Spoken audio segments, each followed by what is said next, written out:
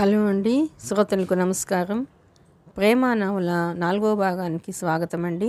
చదువుతున్నది లక్ష్మి. నీరజ్ రాకతో ఆ ఇంటి వాతావరణమే మారిపోయింది. ఛాయ వెళ్ళిపోయి వారం రోజులవుతుంది. నీరజ్ ఉదయం 8ంటికి వెళ్ళి 12 గంటలకు వచ్చి మళ్ళా 4 గంటలకు వెళ్ళి 6 గంటలకు వస్తాడు. ఒక్కో రోజు అసలు వెళ్ళడు. అతని కోసం పడవ పందాలు నేర్చుకునే కుర్రాళ్ళు కొంతమంది ఇంటికే వస్తున్నారు. అతను చెట్ల కింద వారికి పడవని ఎలా వేగంగా నడపాలో తీరి వివరించి చెప్పేవాడు. నీరజ్ ఇంట్లో ఉన్నంతసేపు ఆ ఇల్లు అతనిది అయినట్టు, మిగతా వారు తన అధీనంలో ఉన్నట్టు అతను నోటి మాటతో అనకపోయినా అతని ప్రవర్తన అలా ఉండేది. అతను ముందు కాఫీ తాగేస్తాడు. అతను ముందు స్నానం చేసేస్తాడు. అతను బాత్రూమ్కి వెళ్ళాలి అని కేక పెడితే చల్లం పరుగున బయటికి రావాలి. అతను దేశం తిరిగిన మనిషి. అతని జీవన శైలి వేరు. అంతా వేగం. వచ్చిన 4 రోజులకి అతను హీరో హోండా బైక్ తెచ్చాడు. గేట్ తీసుకుని రావటం అతను సర్వన దూసుకు వస్తున్న బాణంలా అవుట్ హౌస్ వరండా దగ్గరికి వచ్చి ఆపాడు. చలం, అరుణ్ ఇంట్లోనే ఉన్నారు. సంహిత రేడియో స్టేషన్కి వెళ్ళాలి. అతను దించుతానని అన్నాడు. వద్దు, మొహమాటంగా అంది. పర్వాలేదు, నేను రెడీ అవుతున్నాను అనేశాడు. అతనికి ఎదుటివారి మీద తన అభిప్రాయాలు రుద్దే అలవాటు బాగా ఉన్నట్టు సంహితకి అర్థమైంది. నాకు కూడా హ్యాబిట్స్లో పనుంది అన్నాడు చలం సంహిత రహస్యంగా ప్రాంప్ట్ చేయగా. ఓకే, మీరు కూడా రావచ్చు. ముగ్గురు ఈజీగా వెళ్తాం. మేం బాంబేలో 4 కూడా ఇరికి కూర్చుని వెళ్తాం అన్నాడు. మోటార్ బైక్ పాడైపోదు అన్నాడు అరుణ్. పాడైతే మెకానిక్స్ ఉన్నారు కదండి. నీళ్ళల్లోకి కాలు పెడితే చస్తాం అని భయపడితే పడవ పందాల్లో పాల్గొనగలమా? చచ్చే గడి వస్తే ఇప్పుడు మీరు గుండె ఆగిపోతే ఢామ్మని కింద పడి చచ్చిపోతారు. నీరజ్ మాటలు ఫెడీమని కొట్టినట్టు అలాగే ఉంటాయి. అరుణ్ అపశకనంలా చూస్తూ అన్నాడు. లోపలికి వెళ్ళి మృత్యుంజయ మంత్రం గబగబా 10 సార్లు కళ్ళు మూసుకొని చదువుకున్నాడు. సంహిత ఆ టైం చూసుకుంది. తను త్వరగా వెళ్ళాలి. రోడ్డు వరకు వెళ్ళి బస్సు కోసం నిలబడే శ్రమ తగ్గుతుంది. సంహిత త్వరగా తయారైంది. బాత్రూంలో టబ్లో నీళ్లు తెచ్చి దింపుతున్న చలం వచ్చి షర్ట్ వేసుకుని కళ్ళజోడు పెట్టుకుని రెడీ అయ్యాడు. నీరజ్ హీరో హోండా మీద కూర్చున్నాడు. సంహిత, చలం వచ్చారు. సంహిత చివరి కూర్చుంటానంది. మధ్య కూర్చోమంటే వినలేదు. చలం నీరజ్ అతని తర్వాత సంహిత కూర్చున్నారు. హీరో హోండా దూసుకువెళ్తుంటే వరండాలో మిగిలిపోయిన అరుణ్కి ఏడుపు వచ్చింది. ఈ ప్రపంచం తనకి తీరని అన్యాయం చేసినట్టు ఆగ్రహం కలిగాయి. అక్కడ నీరజ్ ఎయిర్ బ్యాగ్ కనిపించింది. కాలితో దాన్ని ఒక్క తను తన్నాడు. అది సొట్టపోయినట్టు లోపలికి పోయింది. అరుణ్కి భయం వేసింది. నీరజ్ వచ్చి ఇది ఎందుకు ఇలా అయిందంటే వెళ్ళి దాన్ని చేతులతో కదిపి సరిచేశాడు. రాత్రి 9:30కి హీరో హోండా మీద వెన్నెల్లో నీరజ్, చలం, సంహిత తిరిగి వస్తుంటే ఆ చుట్టుపక్కల వాకింగ్కి వెళ్ళి వస్తున్న పెద్దలు తలలు తిప్పి చూడసాగారు. ఎవరు వీళ్ళు? ఏ ఇంట్లో ఉంటారు? వీధి అంతా ఒకటే హడావుడి చేసేస్తున్నారు. వారి వాలకం చూస్తే డబ్బు గల వాళ్ళలా లేరు. నీరజ్ రేడియో ప్రోగ్రాం అయిపోయిన తర్వాత వచ్చి తీసుకువెళదాన్ని అన్నాడు. ఎందుకు? నేనున్నాగా అన్నాడు చలం. ఇద్దరూ కలిసి బస్సులో వెళ్ళిపోతారు. అలా వెళ్ళడం మా ఇద్దరికి అలవాటే. ఏం చేస్తారు మీరు? భుజాల మీద ఎక్కించుకుని సంహితని మోసుకొస్తారా? ఆ విధవ బస్సుల కోసం పడిగాపులు పడి ఉండాలి తను. నా ఫ్రెండ్ దగ్గర కాలక్షేపం చేసి సరిగ్గా మీరు బయటకు వచ్చే టైంకి వచ్చేస్తాను.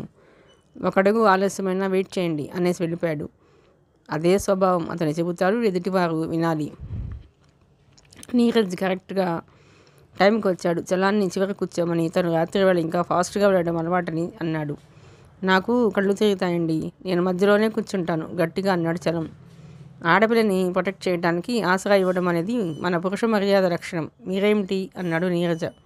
చలం ఆ మాటలకి పొడుచుకు చావాలన్నంతగా రోషపడలేదు. చాలా నిదానంగా, దృఢంగా, తడబాటు లేకుండా, మా సంహిత అందరూ ఆడపిల్లల లాంటి అమ్మాయి కాదులేండి అన్నాడు చలం.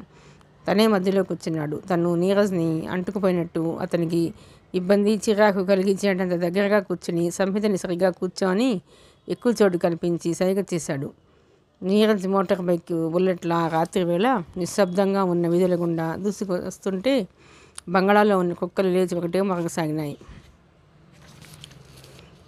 చాలా విశాలంగా, దాదాపు ఒక గొప్ప మ్యూజియంలా ఉన్న భవంతి అది. ఆ భవంతిలో ముఖ్య భాగమైన ఆ హాలులో ఒక పక్కన రకరకాల యాంటిక్స్ చూడముచ్చటగా ఉన్నాయి.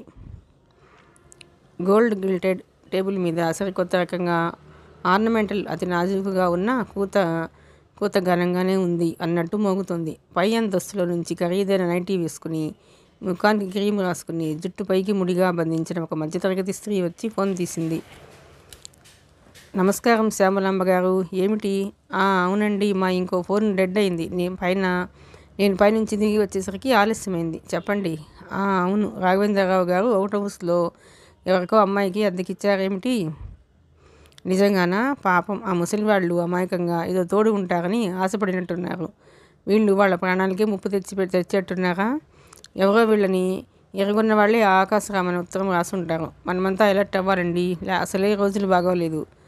ఇలా ఆకాశరామని ఉత్తరం వచ్చిందని మీ వారిని ఆయనకి ఫోన్ చేయమని చెప్పలేకపోయారా?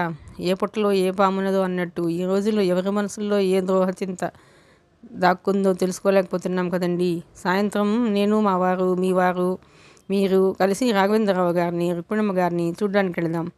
ఇరుగు పొరుగు వాళ్ళం. ఆ ముసలాడిని మనం ఆదుకోకపోతే ఎవరు ఆదుకుంటారు? అలాగే 6:30 కల్లా నేను రెడీగా ఉంటాను. మీరు నాకు ఫోన్ చేసి మంచి పని చేశారు, నేను దీని సంగతి ఏంటో ఉంటాను అని ఆమె ఫోన్ పెట్టేసింది. ఏమిటి? అప్పుడే వచ్చిన భర్త అడిగాడు. శ్యామలాంబ గారికి ఆకాశరామన్ ఉత్తరం వచ్చిందట. రాఘవేంద్రరావు గారి అవుట్ హౌస్లో ఒక అమ్మాయి 3 మగపిల్లలతో పాటు ఉంటోందిట. అదొక ముఠాట. వాళ్ళు అద్దెకిల్లు అంటూ చేరి ఇక్కడ ఇళ్ళని చక్కబెట్టడానికి ప్లాన్ చేస్తున్నారట. రాత్రివేళ 10 గంటలకి అమ్మాయి 2 మగపిల్లలతో బండి మీద ఇరుక్కుని వస్తుండడం శ్యామలాంబ గారి భర్త చూశారట. అయినా రుక్మిణమ్మ గారు ఫోన్లో చెప్పినప్పుడే నాకు అనుమానం వచ్చింది. ఒక ఆడపిల్ల 3 మగపిల్లలతో కలిసి ఉండడమా? పెద్ద దిక్కు కానీ నా అనేవాళ్ళు కానీ లేరట. సాయంత్రం మనం రాఘవేంద్రరావు గారి దగ్గరికి వెళదాం. శ్యామలాంబ గారికి వచ్చిన ఉత్తరం చూపిద్దాం అంది. అలాగే. ఆ ముసలి వాళ్ళకి నేను ఎప్పుడో మీరు ఇక్కడ ఎందుకండి, మీ మనవడి దగ్గరికి వెళ్ళండి అని అడ్వైస్ చేశాను. వాళ్ళు చాదస్తం మనుషులు. ఇలా అయితే ఏ తెల్లారేసరికో మనం వాళ్ళ సవాల్ చూడాల్సి వస్తుందేమో. ఈ లొకాలిటీలో కాపురం పెట్టిన వాళ్ళు వాళ్ళతో పోనిస్తారా? మనందరి మీద దృష్టి ఉంటుంది. నేను ఎంత మొత్తుకున్నా ఆ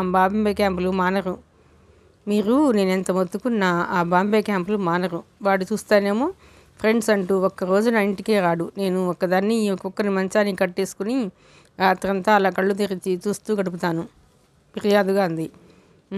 ఆయన ఆపు నినాస అన్నట్టు చూశాడు. ఎందుకైనా మంచిది, మిసెస్ వెంకటరత్నం గారికి కూడా చేస్తాను. వైదేహి ఫోన్ అందుకుని నెంబర్ తిప్పి మాట్లాడుతూ, అలాగా, మీరు కూడా వాళ్ళని గమనించారన్నమాట. నాకు కూడా కాస్త అనుమానంగానే ఉంది అంటుండగా కాలింగ్ బెల్ మోగింది. జనార్దన్ రావు వెళ్ళి తలుపు తీశాడు. ఎదురుగా సంహిత నిలబడి ఉంది. ఆమె చేతులలో తళతళ మెరిసే స్టీల్ బాక్స్ ఉంది. జనార్దన్ రావు గారిని చూడగానే స్నేహపూరితమైన చిరునవ్వుతో, హలో, ఐఆమ్ సంహిత. రాఘవేంద్రరావు గారు అవుట్ హౌస్లో ఉంటున్నాను. రుక్మిణమ్మ గారు ఈ స్వీట్స్ ఇచ్చి రమ్మన్నారు. ఈరోజు వాళ్ళ మనవడి పుట్టినరోజట. జనార్దన్ రావు సంహితనే చూస్తున్నాడు. అవతల భార్య ఫోన్లో ఈ అమ్మాయి గురించి ఫ్రెండ్స్కి హెచ్చరికలు చేస్తుంది. ఆయన సంహితనే కన్నార్పకుండా చూస్తున్నాడు. అందంతో యవ్వనంతో విరగపూసిన గులాబీ పువ్వులా ఉంది. పింక్ టీషర్ట్, ఛాతీ మీద డోంట్ యూ లవ్ మీ అన్న అక్షరాలున్నవి వేసుకుని ఉంది. బ్లూ జీన్స్, జుట్టు, పోనిటైలు, ఒంటి మీద విరగబూసిన యవ్వనం తప్ప ఇంకే అలంకారాలు లేవు. హలో అంది. సంహితకి అప్పుడప్పుడు ఇలా కళ్ళప్పగించి నిర్మోహమాటంగా చూసే మధ్య వయస్కులైన మగవాళ్ళ చూపులు అలవాటే. సంహిత హలో అనటంతో ఆయన ఉలికిపాటుగా తేరుకున్నాడు. హలో అన్నాడు. నవ్వాడు. Come on please sit down. మర్యాద ఉంపేస్తున్న అర్థింపుతో అడిగాడు. సంహిత లోపలికి వచ్చింది. ఇంటి యజమానురాలు అదే హాలులో అటువైపు తిరిగి ఎవరో దొంగలు ఈ లొకాలిటీలో రహస్య స్థావరం ఏర్పరచుకున్న విషయం మాట్లాడుతుంది. ఆయన భార్యని పిలవలేదు. సంహిత ఎదురుగా సోఫాలో కాలు మీద కాలు వేసుకుని కూర్చుని సంహిత వివరాలు అడుగుతున్నారు. ఫోన్లో మాట్లాడుతున్న వైదేహి ఎందుకో వెనక్కి తిరిగింది. తమ హాలులో తమ సోఫాలో వెనక్కి అనుకుని దర్జాగా కూర్చుని భర్తతో మాట్లాడుతున్న సంహితని చూడగానే ఆవిడకి మతిపోయి కళ్ళు పెద్దవైనాయి. నేను మళ్ళా చేస్తాను, ఉంటాను అనేసి పెట్టేసి ఫోన్ దగ్గర నుంచి వచ్చింది. వైదేహి, రాఘవేంద్రరావు గారు స్వీట్స్ పంపించారు. వాళ్ళ అభిషేక్ పుట్టినరోజట. తన ఒడిలో పెట్టుకున్న స్టీల్ బాక్స్ చూపించారు. వైదేహి అది తీసుకుని సరేనంది. సంహిత స్నేహపూర్వకంగా నవ్వింది. వైదేహి ఆ అమ్మాయిని చూడటం లేదు. భర్తతో, మీరేమిటి ఇలా ఉన్నారు, మనం డిన్నర్కి వెళ్ళాలి కదా, గద్దిస్తూ తొందర చేసింది. బాక్స్ ఇస్తారా? తీసుకువెళ్తాను అంది సంహిత. రేపు పంపుతాను, ఆవిడ కట్ చేసినట్లే అంది. ఎందుకు ఇప్పుడే ఇచ్చేయి, పాపం వాళ్ళకి అవసరం ఉందేమో అన్నాడు అతను. రుక్మిణమ్మ గారు తెమ్మన్నారు, అందుకని మర్యాదగా అంది సంహిత. పర్వాలేదు, క్షణంసేపు కూర్చోండి, తెచ్చిస్తుంది. వైదేహి ఖాళీ చేసి తీసుకురా. ఆయన కళ్ళు సంహిత అందాన్ని విందు భోజనంలో ఆరగిస్తున్నట్టు ఉన్నాయి. వైదేహి మునిపంటితో పెదవి కొరుకుతూ భర్తని తీక్షణంగా చూసి వెళ్ళింది. ఆమె గబగబా ఆగమగాల మీద బాక్స్ ఖాళీ చేసి తిరిగి తీసుకువచ్చేసరికి సంహిత ఆయన సోఫాలో లేరు. ఆమె కళ్ళు గిర్రున హాలంతా చచ్చినట్లలా తిరిగాయి. ఈ మధ్యనే బొంబాయి తాజ్ ఆర్ట్ గ్యాలరీలో కొన్న ఒక యాంటిక్ బొమ్మని సంహిత పరీక్షగా చూస్తుంది. ఆయన దాన్ని తను ఎంత డబ్బుకి ఆక్షన్లో బిల్ చేసింది సగర్వంగా చెబుతున్నాడు. చాలా బాగుంది, దీని ఖరీదు అంత ఉందా, మళ్ళీ అమ్మితే మనకి ఎంత వస్తుంది అంటూ వివరాలు అడుగుతోంది. ఆయన చెబుతుంటే సంహిత ఆసక్తిగా ఇల్లంతా కలిగి చూస్తోంది. వైదేహికి గుండెలు జారిపోతున్నాయి. మనం డిన్నర్కి వెళ్ళాలి కదా అంది గట్టిగా. వెళ్ళి తీరాలా అన్నాడు ఆయన అంతకంటే గట్టిగా. వెళ్ళాలి అంది. నేను వస్తాను, బాయ్. సంహిత మనోహరమైన చిరునవ్వుతో అంది. సంహిత వెళ్ళగానే వైదేహి భర్త మీద విరుచుకుపడింది. మీకు అసలు బుద్ధి ఉందా? ఆ దొంగపిల్లకి మన ఇంట్లో సామానంతా ఖరీదులు చెబుతారా? వైదేహి ఇల్లంతా కలిగి చూసింది. తలపట్టుకుని సోఫాలో కూలబడుతూ ఓహ్, అన్ని తలుపులు తెరిచి ఉన్నాయి, ఏ గది వైపు ఎటు వెళ్ళాలో తెలిసిపోతోంది. మీరు మాలోకం దొంగగాడికి దగ్గరుండి ఇల్లు ప్లాన్ చూపించేశారు అంటూ మొత్తుకుంది. రాఘవేంద్రరావు గారింటికి వెళ్ళన్నావు కదా. చప్పున తెములు, అభిషేక్ పుట్టినరోజట, ఒకసారి కనిపించి శుభాకాంక్షలు చెబుదాం అన్నాడు ఆయన.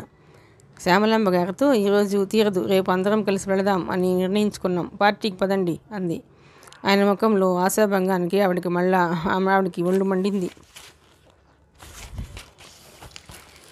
రాత్రి 8:30 గంటలైంది. సంహిత ఎదురుగా షెల్ఫ్లో పెట్టిన చిన్న అద్దం తీసుకుని ముఖం అటు ఇటు తిప్పి చూసుకుంటోంది. కళ్ళు ఆనందంతో మెరిసిపోతున్నాయి. చెవులకి ఛాయ ఇచ్చిన చిన్న జూకాలు లైట్ల వెలుతురులో అద్భుతంగా కాంతులిల్లుతున్నాయి. జుట్టుని పోనీటైల్ విడదీసి లూజ్గా వదిలేస్తే భుజాల మీదకి పడుతుంది. ఛాయ ఇచ్చిన టీషర్ట్ ప్యాంట్ వేసుకుంది.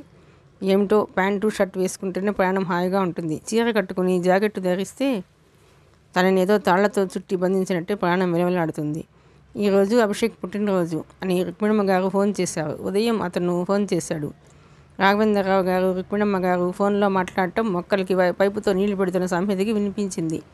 ఆ రోజంతా వారు చాలా ఆనందంగా ఉన్నారు. సంహిత వారిద్దరిని తన ఇంటికి భోజనానికి పిలిచింది. తను ఒక్కతే చెబితే బాగుండదని వెంట చలం, అరుణ్, నీరజం తీసుకుని మరీ వచ్చింది. సాయంత్రం అయితే అందరం ఇంటికి చేరుకుంటామంది. భోజనమా, నీకెందుకమ్మా శ్రమ అన్నారాయన. అబ్బే, శ్రమేం లేదండి, మాకు చాలా ఆనందం అన్నాడు చలం వెంటనే తను సంహితకి ఎంత మద్దతుదారో నిరూపిస్తూ. నాకు చక్కెర పొంగలి, పులిహోర చేయడం వచ్చు అన్నాడు అరుణ్ ఉత్సాహంగా. సంహిత అతిథులు తన అతిథులే కదా మరి. సంహిత స్ట్రెయిన్ అవ్వడం వద్దు, నేను మీ అందరినీ మా క్లబ్కి డిన్నర్కి తీసుకెళ్తాను నీరజ్ ఆఫర్ చేశాడు. వృద్ధులిద్దరూ వీళ్ళంతా అలా వచ్చి అడుగుతుంటే సంతోషపడ్డారు. ఈ ఇంట్లో ఇలా కళకళలాడుతూ పిల్లలు కనిపించి ఎన్నాళ్ళైంది. రాఘవేంద్రరావు గారు చిటిక వేశారు. నేను ఒక పని చేస్తాను, టాస్ వేస్తాను. బొమ్మ పడితే నేను గెలిచినట్టు, బొరుసు అయితే మీరు. ఎవరు గెలిస్తే వారు రెండవ వారి మాట వినాలి. ఓకే, అందరూ వేలెత్తి చేతులెత్తి బిగిరగా అన్నారు. ఆయన ఒక క్షణం అని వెళ్ళి డ్రాయర్ సొరుగులాగి అడుగారులో వెతికి ఒక జ్యువెలరీ డబ్బాలో నుంచి ఒక వెండి నాణెం పాతకాలంది తీసి దాన్ని అదేనా అన్నట్టు పరీక్ష చేసి తల వంచుకొని తెచ్చి సంహిత చెయ్యి అందుకుని అరచేతుల్లో ఉంచారు. నువ్వు వెయ్యమ్మ టాస్, నీ తీర్పు భగవంతుడి తీర్పు అనుకుంటాను అన్నారు. సంహిత ఆయన తనకిచ్చిన ఈ పెద్దరికానికి ఒక క్షణం నిష్ఫలంగా చూసింది. తర్వాత ఆ పెద్దరికంతో హోదా వచ్చిన వ్యక్తిలా హుందాగా చూస్తూ కళ్ళు మూసుకుని దాన్ని ఎగరేసి మూసిన చేతుల మధ్య గులకరించి ముఖం ఎత్తి పైకి ఎగరేసింది. అందరూ ముఖాలెత్తి దానివైపే చూస్తున్నారు. అది వచ్చి కుర్చీలో కూర్చున్న రుక్మిణమ్మ గారి కాళ్ళ దగ్గర పడింది. ఆవిడ చూసింది. బొమ్మ పడిందండి, చిన్నపిల్లల ఆనందంగా అంది. అందరూ ఒక్క పెట్టున అరిచారు. ఆయన ముఖం ఆనందంతో వెలిగిపోతుంది. చూపుడు వేలు చూపిస్తూ మీరంతా నేను ఇచ్చే డిన్నర్ తింటున్నారు అన్నాడు. ఓకే, అక్కడ చేసే వంట ఇక్కడే చేస్తాం అన్నాడు చలం. ఆయన తల అడ్డంగా తిప్పారు. డిన్నర్ ఇంట్లో కాదు, హోటల్లో, మాకెంతో ఇష్టమైన డ్రీమ్ క్యాజిల్లో రెడీగా ఉండండి, 8:30 షార్ప్ అన్నారు ఆయన. నేను ఎలా రాగలను అంది ఆవిడ బేలగా. ఆయన కుర్చీ దగ్గరికి వెళ్ళి చెయ్యి మీద చెయ్యి వేసి, రుక్మిణి, డాక్టర్ గారు వచ్చారు కదా, అవసరమైనప్పుడు డబుల్ డోస్ వేసుకోమని, ఆ మందు ఈరోజు నా కోసం వేసుకో అద్దించారు. మీకోసం కాదండి, నేను మన అభిషేక్ కోసం వేసుకుంటాను. తర్వాత 2 రోజులు నీరసంతో మంచంలో పడి లేవలేను, అయినా పర్వాలేదు. నువ్వు చెప్పు రుక్మిణి. ఆనందంలో నేను వెళదాం అనేశాను. వెళదామా వద్దా? వెళదామండి. ఈ ఒక్క సాయంత్రం అయినా నేను మందు తినైనా కృత్రిమ ఆరోగ్యంగా ఉంటాను ఆవేశంగా అంది ఆవిడ. నేను 8:30కి ట్యాక్సీ తెస్తాను అన్నాడు నీరజ్.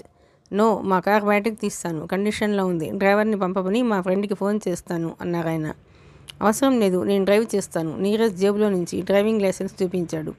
రాత్రి 8:30 అవుతుంది. అందరూ తయారైపోయారు. రాఘవేంద్రరావు గారు నీరజ్ చేత గ్యారేజ్ తలుపు తీయించి కారును స్టార్ట్ చేశారు. అది మారుతి వ్యాన్. స్వీట్ బేబీ, ఈరోజు మాతో పాటు నీకు విముక్తి అన్నారు. అది స్టార్ట్ అవ్వలేదు. గురుమని ఆగిపోయింది. షెడ్ బయటకైతే వచ్చింది కానీ అంగుళం కదలను అన్నట్టు మొగాయిస్తూ ఉండిపోయింది.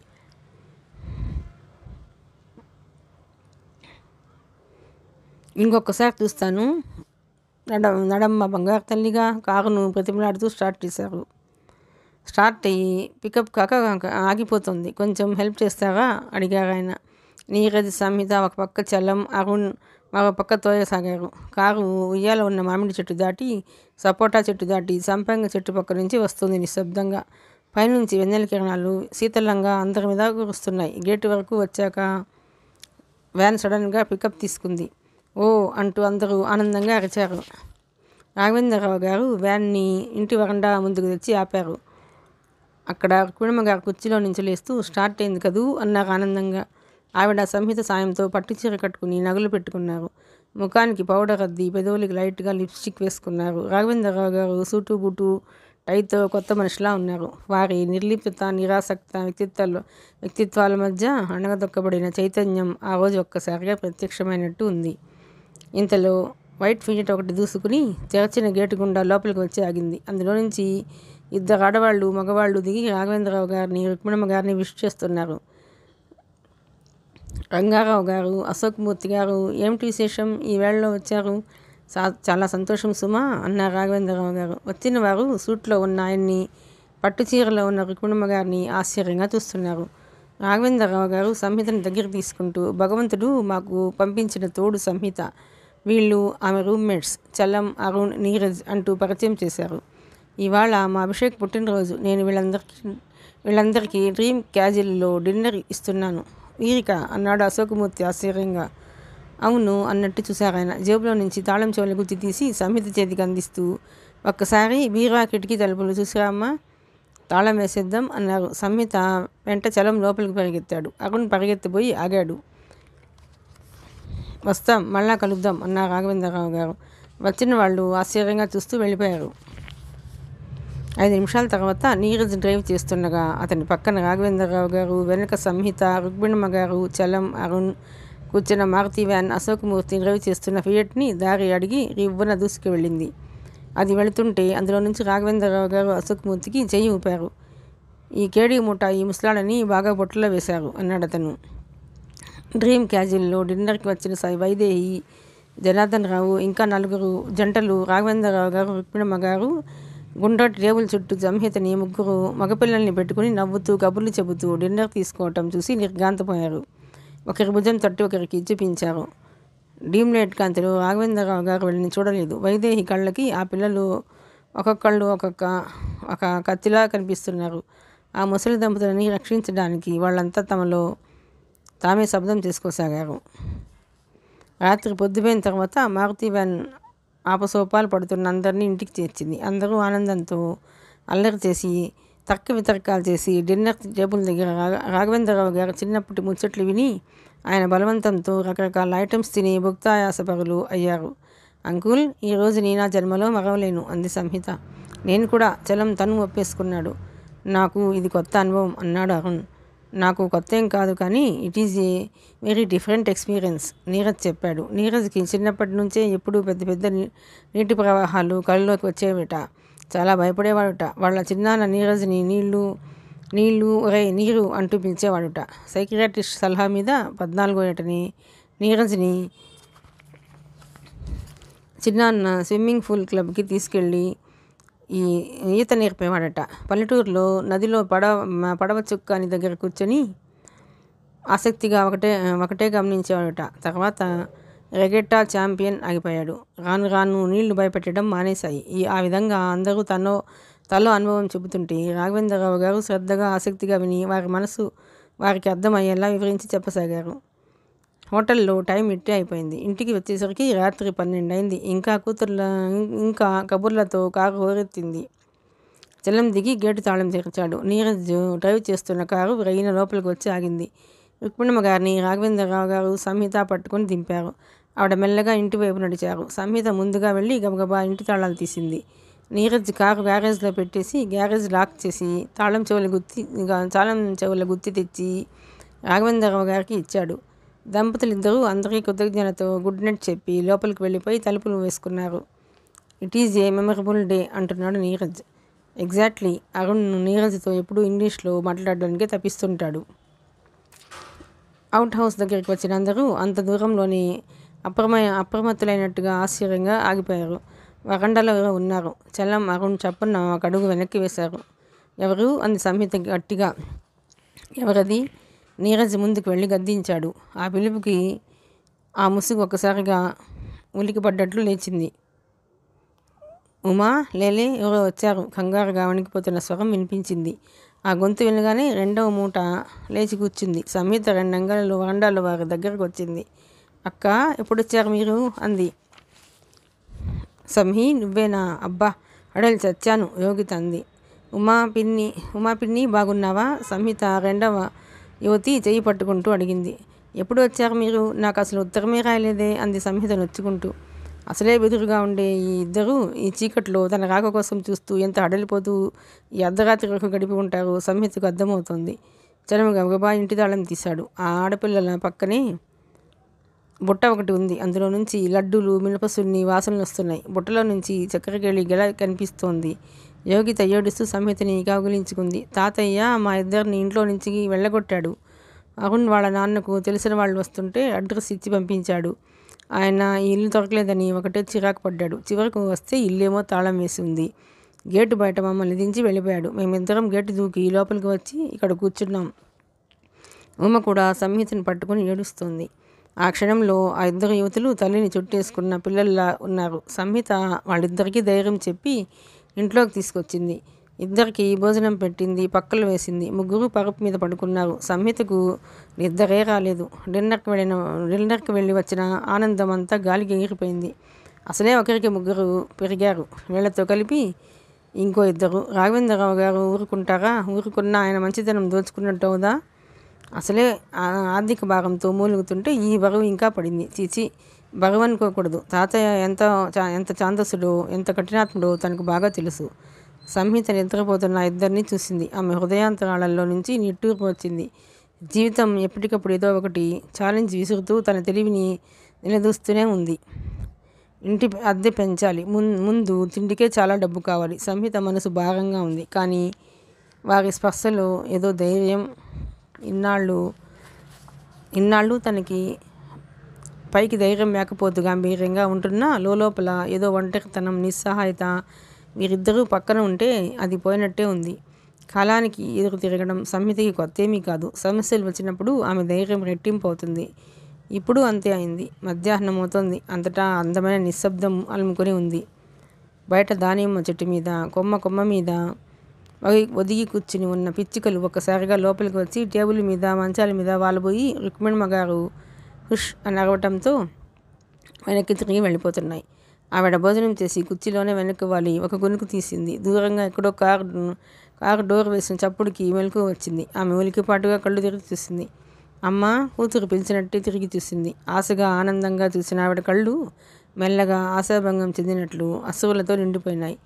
ఏమండి, ఎక్కడ మీరు అని కేకపెట్టింది. రాఘవేంద్రరావు గారు వరండాలో ఎండపొడలో నిలబడి ఉత్తరం చదువుతున్నారు. ఆయనకి భార్య పిలుపు వినిపించింది. కానీ ఉత్తరం చదువుతున్న ఆయన తిరిగి చూడనంత శ్రద్ధగా ఉత్తరం కళ్ళకి దూరంగా పెట్టుకుని చదువుతున్నారు. అందులో అతనిని కలవరపరిచే అంశం చాలా ఉంది. అంత క్రితమే చదివిన ఉత్తరాన్ని ఆయన ఆందోళనగా జాగ్రత్తగా రెండోసారి చదువుకుంటున్నాడు. గౌరవనీయులైన శ్రీ రాఘవేంద్రరావు గారికి మీ హితోభిలాషి వ్రాయినది. మీ అవుట్ హౌస్లో మీరు అమాయకంగా అద్దెకు చేర్చుకున్న సంహిత మామూలు వ్యక్తి కాదు. ఆమె వెనుక ఒక హంతకుల ముఠా ఉంది. వారు చాలా దుర్మార్గులు, పలుకుబడి గలవారు. వారు మిమ్మల్ని మీ సతీమణిని చాలా నేచురల్గా పకడ్బందీగా హతమార్చుటకు పన్నిన పన్నాగంలో భాగమే ఆమె. చదువుకుంటున్నాను, నాకెవ్వరూ లేరు అంటూ మీ అవుట్ హౌస్లోకి అద్దెకి రావడం, ఆమె వెంట ఉన్న మగపిల్లలు ఆ గూండాల చేత కిరాయికి తీసుకోబడినవారు. నేను మిమ్మల్ని ఎంతో అభిమానించే వ్యక్తిని కాబట్టి నాకు తెలిసిన ఈ నిజాన్ని మీకు తెలియపరుస్తున్నాను. మీరు ఒక హంతకుల ముఠ ఉచ్చులో చిక్కారని గ్రహించండి. అది మీకు మృత్యు పరిష్వంగం. నేనుగా వచ్చి మీకు చెప్పలేను. వారికి ఇది ఏమాత్రం తెలిసినా నన్ను వెంటాడి చంపుతారు. దయించి వారిని పంపివేయడమో, పోలీసుల రక్షణ కావాలని అడగటమో వెంటనే చేయండి. లేదా మీ మనవడి దగ్గరికి వెళ్ళిపోండి. నా మాటలు తీసిపారేస్తే మీరే నష్టపోతారు. ఇట్లు ఆకాశరామన్న. రాఘవేంద్రరావు గారు ఆ ఉత్తరం చదవటం పూర్తవుతుంటే గాఢంగా నిట్టూర్చారు. సంహిత అవుట్ హౌస్కి వచ్చిన తర్వాత ఆయనకి జీవితం భయాందోళనలు వదిలి నిజంగా మళ్ళీ మనిషిగా నిశ్చింతగా బ్రతుకుతున్నట్లుగా ఉంది. అది ఒక ఎండమావి అని ఈ ఆకాశరామన్న ఉత్తరం తెలియజేస్తుంది. ఆ ఉత్తరం చదువుతుంటే గుండెలో దడ పుడుతుంది. ఆయన బీపీ కొద్దిగా పెరిగింది. ఒక్కసారి తలెత్తి ఆకాశంలోకి చూశారు. ఓ సర్వేశ్వర, మా ఇద్దరిని ఒకేసారి నీ ఒడిలోకి చేర్చుకో తండ్రి. మా ఇద్దరిని విడివిడిగా తీసుకువెళ్లకు. ఆయన మౌన ప్రార్థన వెనుక కన్నీటి తెర ఉంది. ఆయన మళ్ళీ నిట్టూర్చారు. ఆత్మహత్య మహాపాతకమని భార్యకి ఎన్నోసార్లు ఆయన నూరిపోశారు. ఈ బ్రతుకులో సుఖాలు వస్తే అవి పుణ్యఫలాలు, కష్టాలు వస్తే అవి కర్మఫలాలు. ఏదైనా మన అర్హతకు తగ్గ ఫలం అని స్వీకరించాలి. భగవంతుడిని ప్రశ్నించకూడదు అనేది ఆయన వాదన. ఎదురైన విషాదానుభవాలతో ఇద్దరు క్షణం భయభ్రాంతులతో ఆలిసిపోయారు. ఎవరిని చూసినా ఏదో రకంగా మోసం చేసి ఏదో ఒకటి కాజేద్దామనుకునేవారే. ఇదిగో ఏవండి, దూరం నుంచి లీలగా వినిపించింది. ఆయన ఉత్తరం మడిచి జేబులో పెట్టుకుని లోపలికి వచ్చారు. ఇందాకటి నుంచి పిలుస్తున్నాను, ఎక్కడికి వెళ్ళారండి అంది ఆవిడ. వాకిట్లో ఉన్నాను. ఏమిటి అన్నారు ఆయన. మనమ్మాయి వచ్చి అమ్మ అని పిలిచినట్టుగా ఉందండి. ఆయన నిట్టూర్చారు. జాలిగా భార్య తల మీద చేయి వేశారు. ఇంతలో అంకుల్ అని పిలుపు వినిపించింది. ఇద్దరూ తిరిగి చూశారు. సంహిత చేతిలో మూత ఉన్న స్టీల్ గిన్నె ఉంది. వేడిగా ఉన్నట్టుగా 2 చేతులతో మునివేళ్లతో పట్టుకుంది. సంహితని చూడగానే ఆయన ఎప్పట్లా నవ్వలేకపోయారు. రుక్మిణమ్మ గారు మాత్రం ఆనందంగా, రామ్మారా, ఇప్పుడేమైందో తెలుసా? మా అమ్మాయి వచ్చి పిలిచినట్టే నాకు కేక వినిపించింది అంది. సంహిత నవ్వుతూ లోపలికి వచ్చింది. అంకుల్, మీకు ఇష్టంగా క్యాబేజీ పకోడీలు అంటూ వంటయింట్లోకి పట్టుకెళ్ళింది. ఇష్టమని మెల్లగా అంటావేంటి సంహిత? ఆయనకి అవి ఉంటే చాలు, ఇక భోజనం కూడా వద్దు అన్నట్లు తినేస్తారు.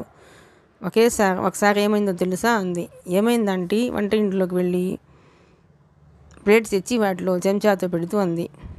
మేము రాత్రికి మెడ్రాస్ ఫ్లైట్లో వెళ్ళాలి. ఆ రోజు సాయంత్రం మా వంట మనిషి మంగమ్మ క్యాబేజీ చౌకగా వచ్చిందని 1 కిలో కొని పకోడీలు చేసింది. ఆవిడకి వంట చేయడం బద్ధకం అనిపిస్తే ఇవే చేసేదిలే.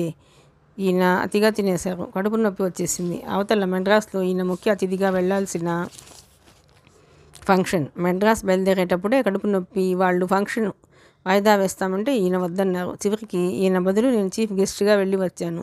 ఆవిడ నవ్వుతుంది. సంహిత కూడా నవ్వుతుంది. రాఘవేంద్రరావు గారు నవ్వుతున్న సంహితనే చూస్తున్నారు. నవ్వుతూ మధ్యలో ఆయన వైపు చూసిన సంహిత ఆయన ప్లేట్ అలాగే పట్టుకుని నిలబడటం చూసి, అంకుల్, అలా ఉన్నారేమిటి? ఒంట్లో బాగాలేదా అని అడిగింది. బాగానే ఉంది అన్నారు ఆయన. పకోడీలు గబగబా తినేస్తున్న భార్యని ఆపు చేశారు. కాస్త ఆగు, నన్ను కూడా తినని అన్నారు. బాగుందండి, మీ ప్లేట్ మీకే ఉందిగా అంది నవ్వుతూ. ఆయన జవాబు చెప్పలేనట్టు చూశారు. వెంటనే నవ్వు తెచ్చిపెట్టుకుంటూ, కడుపు నొప్పి వస్తే ఇద్దరికీ ఒకేసారి రావాలి అందుకని అన్నారు. అదా? ఆవిడ నవ్వేసింది. ఆయన ఆవిడ తల మీద చేయి వేసి నిమిరారు. సంహిత, చాలాసార్లు నేనే ముందు చచ్చిపోవాలనిపిస్తుంది. కానీ నేను లేకుండా మీ ఆంటీ. ఆయన గొంతు గద్గద్గమైంది. నేను ఊహించలేను. ఆమె లేకుండా నేను ఉండలేను. అయినా సరే ఆమె నాకంటే ముందు పోవటమే ఆమెకి సుఖం అని మనసు అంగీకరిస్తుంది. మమ్మల్ని ఆ భగవంతుడు ఏ రూపంలో చంపదలుచుకున్నా ఇద్దరిని ఒకేసారి తీసుకెళ్ళమని నా ప్రార్థన చేతులు జోడిస్తూ అన్నారు ఆయన. ఏమిటి అంకుల్ ఆ మాట అంది సంహిత. రేపు ఏమవుతుందో తెలియని వాళ్ళం, ఈరోజే ప్రార్థన చేసుకుందామని అన్నారు ఆయన. అంటూనే చప్పున పని ఉన్నట్టు అక్కడి నుంచి వెళ్ళిపోయారు. రుక్మిణమ్మ కళ్ళు తుడుచుకుంటూ, పాపిష్టిదాన్ని, నేనే మా అమ్మాయి సంగతి ఎత్తాను. సంహిత మౌనంగా నిలబడిపోయింది. వారి అభిమానంలో ఎక్కడో ఏదో తలుపు మూసిన ధ్వని వినిపిస్తోంది. సాయంత్రం అయింది. బంగారు రంగు నీరెండలో ప్రకృతి కొత్త సోయగాలు సంతరించుకుని మెరిసిపోతోంది.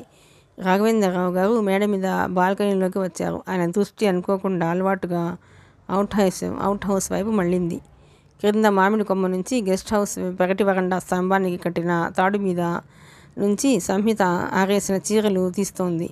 యోగిత అక్కడికి వచ్చింది. సంహిత, కూర పప్పులోకి ఆవాలు లేవు, వెళ్ళి ఇంటామని అడిగి తీసుకురానా అంది. చెట్ ఊరుకో, ఇదేమైనా పల్లెటూరు అనుకుంటున్నావా? అప్పులకి బయలుదేరడానికి ఉంటే తినాలి, లేకపోతే ఊరుకోవాలి. సంహిత చేయి ఎత్తి వెనకవైపు మేడ మీద భాగం చూపిస్తూ పెద్దవాళ్ళిద్దరూ చాలా మంచివాళ్ళు, దేవుళ్ళ లాంటి వాళ్ళని మనం విసిగించకూడదు. నేను ఇంట్లో లేనప్పుడు నువ్వు కాస్త అప్పు ఇస్తారా అంటూ వెళ్ళేవు సుమా అంటూ హెచ్చరించింది. యోగిత సరేనంటూ తల ఊపింది. రాఘవేంద్రరావు గారు స్తంభం చాటుకి తప్పుకున్నారు. క్రింద ఆడపిల్లలిద్దరూ తమ ఇంటి వైపు చూస్తూ ముచ్చటించడం ఆయన చూశారు. ఆయన మనసు కలవరంగా మారింది. ఆయన వయసులో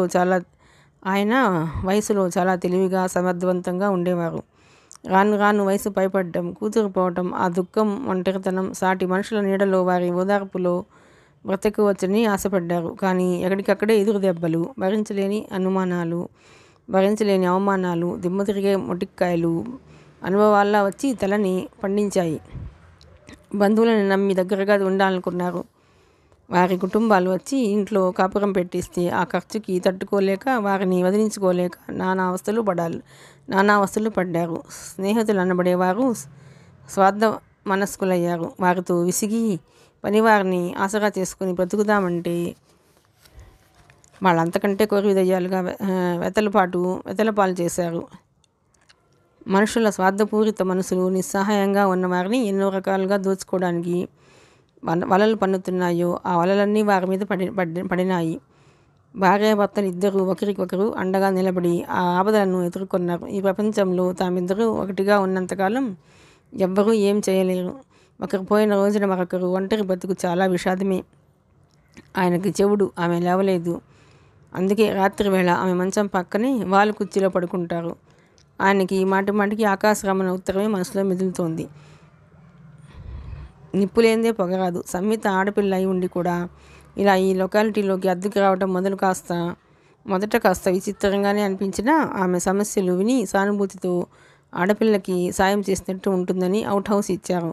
ఆ అమ్మాయి వచ్చిన తర్వాత బాగానే ఉంది. కానీ ఆమె రాకలో ఆంతర్యం వేరే ఉంది అంటే భయం కన్నా ఎక్కువగా బాధగానే అనిపిస్తుంది. ఇప్పుడు ఈమెను ఇంట్లోంచి పంపడం కూడా ఒక పెద్ద సమస్యే. రోజు రోజుకి ఇంట్లో వారి సంఖ్య పెరిగిపోతుంది.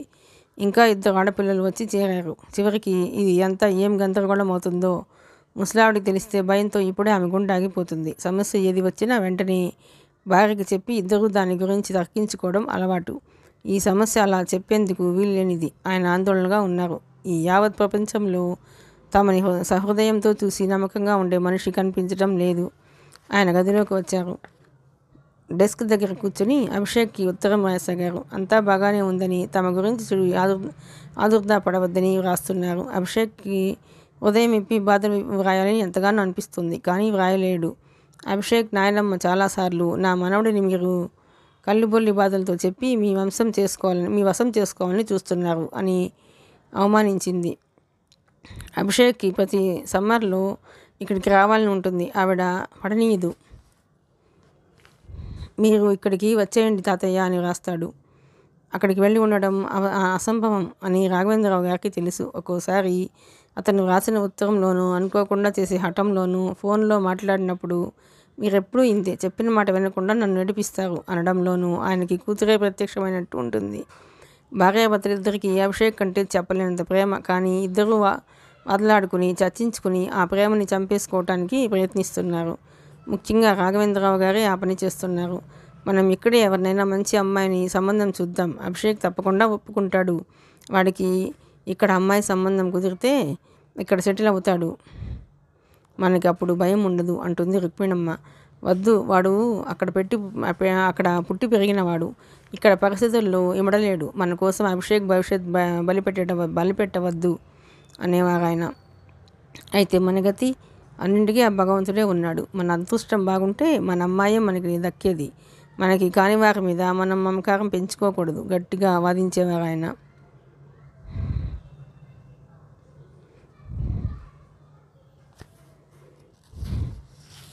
అభిషేక్ మనకి బగాయవాడా? వాడికి కావాల్సిన వాళ్ళంతా అమెరికాలో ఉన్నారు. వాడికి మనం ఏమీ కామంటారా అంది ఆవిడ రోషంగా. వాడిని ఆదుకోలేని వాళ్ళం అండగా నిలబడలేని వాళ్ళం వాడికి దూరంగా ఉండడం మంచిది. దగ్గర విసిగించుకోవడం నీకేం బాగుంటుంది? ఆవిడ చప్పున తల అడ్డంగా తిప్పింది. వద్దండి, అలా అనకండి. నా కడుపులో రంపాలతో కూసినట్టుగా ఉంది అనేది. అభిషేక్కి ఎంతో ఆత్మీయంగా ఉత్తరం రాయడం ప్రారంభించిన ఆయన ఆగిపోయారు. వాక్యం మధ్యలో ఆగిపోయింది. భాషలోకి నిగ్రహం వచ్చింది. ఉత్తరం వ్యవహార సరళిగా మారింది. అందులో విశేషం లేదు, ఆనంద ప్రకటన లేదు, దూరంగా ఉన్నాం అనే ఆరాటం తొంగి చూడటం లేదు. రాఘవేంద్రరావు గారు సగం రాసిన ఉత్తరాన్ని చింపి ఉండలు చేస్తుంటే వెనక నుంచి నీడ ఒకటి వచ్చి ఆయన టేబుల్ మీద పడింది. ఎవరా వ్యక్తి? సాయంకాలం ఎండలో పొడుగాటి నీడ, గోడ మీద చేతిలో పదునైనది. ఆయన ఊపిరి బిగబట్టి ఆ నీడని చూస్తున్నాడు. భార్య నిద్రపోతోంది. పొరపాటున కింద తలుపు తీసి వచ్చాడు. తను ఒంటరిగా ఉన్నాడు. ఎలా ఎదుర్కొనడం? ఆ వ్యక్తి చేతిలో కత్తిలాంటిది పట్టుకుని నిశ్శబ్దంగా, నిశ్చలమూర్తిలా అలాగే చూస్తున్నాడు. ఆయన ధైర్యం అంతా కూడగట్టుకుని చటుక్కుని వెనక్కి తిరిగారు. ఎదురుగా గుమ్మంలో సంహిత ఉంది. ఆమె చేతిలో యాపిల్స్ కోసే చాకు ఉంది. అంకుల్ పిలిచింది. ఏమిటి అన్నారు ఆయన కళ్ళు. ఏమిటి అన్నారు ఆయన కళ్ళు ఆగ్రహంగా ఉన్నాయి. అంకుల్, నేను తడబాటుగా ఆగిపోయింది. ఏమిటా చేతిలో చాకు? ఎందుకు వచ్చావిలా? కత్తిపీట విరిగిపోయింది. కూరలు కట్ చేయడానికి వంటింట్లో నుంచి ఇది తీసుకొస్తున్నాను. చెప్పి వెళదామని వచ్చాను. మీరేమో శ్రద్ధగా వ్రాసుకుంటున్నారు. డిస్టర్బ్ చేయాలా వద్దా అని తడబాటుగా చెప్పేసింది. ఈసారి కాలింగ్ బెల్ కొట్టి లోపలికి రా ఆదేశించాడు ఆయన. సంహిత చిత్రంగా చూసింది. అలాగే అన్నట్టు తలూపింది. సారీ అంకుల్ అంది. ఆల్ రైట్ అన్నారు ఆయన. సంహిత వెళ్ళిపోయింది. ఆయన బాల్కనీలోకి వచ్చి తొంగి చూశారు. ఆ అమ్మాయి వరండా మెట్లు దిగి 10 నిమిషాలైనా అవుట్ హౌస్ వైపు వెళ్ళడం కనిపించలేదు. ఏమైంది? ఆయన పెన్ మూసి జేబుకు పెట్టుకుంటూ దిగి వచ్చారు. సంహిత రుక్మిణమ్మ గారి గదిలో ఉంది. ఆవిడ తలకి ప్రక్కకి వాల్చి నిద్రలో ఉంది. సంహిత మంచం మీద దిళ్ళు సర్దుతోంది. బీరువా తాళాలు సరిగ్గా అక్కడే ఉంటాయి. రాఘవేంద్రరావు గారిని చూడగానే ఉలిక్కి పడింది. అంకుల్, ఆంటీని పలికిద్దామని వచ్చాను. నిద్రపోతున్నారు, పక్క సర్దుతున్నాను అంది. అన్నారు ఆయన. ఎప్పట్లా జోక్ చేయలేదు. సంహిత వెళ్ళబోతూ ఆయన దగ్గర ఒక్క నిమిషం ఆగి, అంకుల్, మీ ఒంట్లో బాగానే ఉందా అని అడిగింది. ఎటో చూస్తూ నిర్లిప్తంగా అన్నారు ఆయన. సంహిత వెళ్ళిపోయింది. రాఘవేంద్రరావు గారు చెయ్యి అప్రయత్నంగా జేబును తడుముకుంది. పోలీసు రక్షణ కోరమని ఉత్తరంలో ఉంది. ఇదివరకు అవుట్ హౌస్లో ఉన్న ఒకరి విషయంలో ఆ బాధలన్నీ పడ్డం అయింది. భగవంతుడే రక్షించాలి. ఆ మొండి ధైర్యంతోనే బ్రతుకుతున్నారా ఇద్దరు. జరగాల్సి ఉంటే ఆ దేవుడు కూడా రక్షించలేడు. ఆయన ఇష్టదైవానికి మనసులోనే నమస్కరించాడు. సహజ మరణం ప్రసాదించు తండ్రి. దుర్మార్గుల చేతుల్లో బలవన్మరణం మాకు వద్దు. సంహిత రాఘవేంద్రరావు గారి ఇంట్లోంచి అవుట్ హౌస్ వైపు వస్తుంటే దూరానికి ఆ ఇంట్లో నుంచి బిగ్గరగా మాటలు వినిపిస్తున్నాయి. అది పోట్లాట అని తెలుస్తూనే ఉంది. సంహిత పాదాలు నడకని పరుగుగా మార్చుకున్నాయి. వంట ఇంటి గుమ్మం మీద చేయి వేసి ఆయాసంగా ఏమిటి అంది. చూడవే సంహిత, ఈ ఉమ్మ దొంగ బుద్ధి నా కాఫీ కాస్త తాగేసింది. అసలు దీన్ని వదిలించుకుని రావాలని చూస్తే దయ్యంలా నా వెంటపడి వచ్చింది. ఎన్నిసార్లు చెప్పినా సిగ్గులేదు. ఇంట్లోంచి గంటివేయవే సంహిత. హుష్. సంహిత దగ్గరికి వెళ్ళి బిగ్గరగా అరుస్తున్న యోగితను అరచేత్తో గట్టిగా మూసేసింది. ఏమిటి అరుపులు? ఇదేమన్నా మన ఊరు అనుకున్నావా? మెల్లగా మాట్లాడమని ఎన్నిసార్లు చెప్పాను అంది. నాకు రాదు, నాకు ఇలాగే అలవాటు. సంహిత చెయ్యి వదిలించుకొని తోస్తూ అంది. రాదు అంటే కుదరదు. నా కాఫీ అది తాగేసింది. మొర్రో అంటే వినవేం?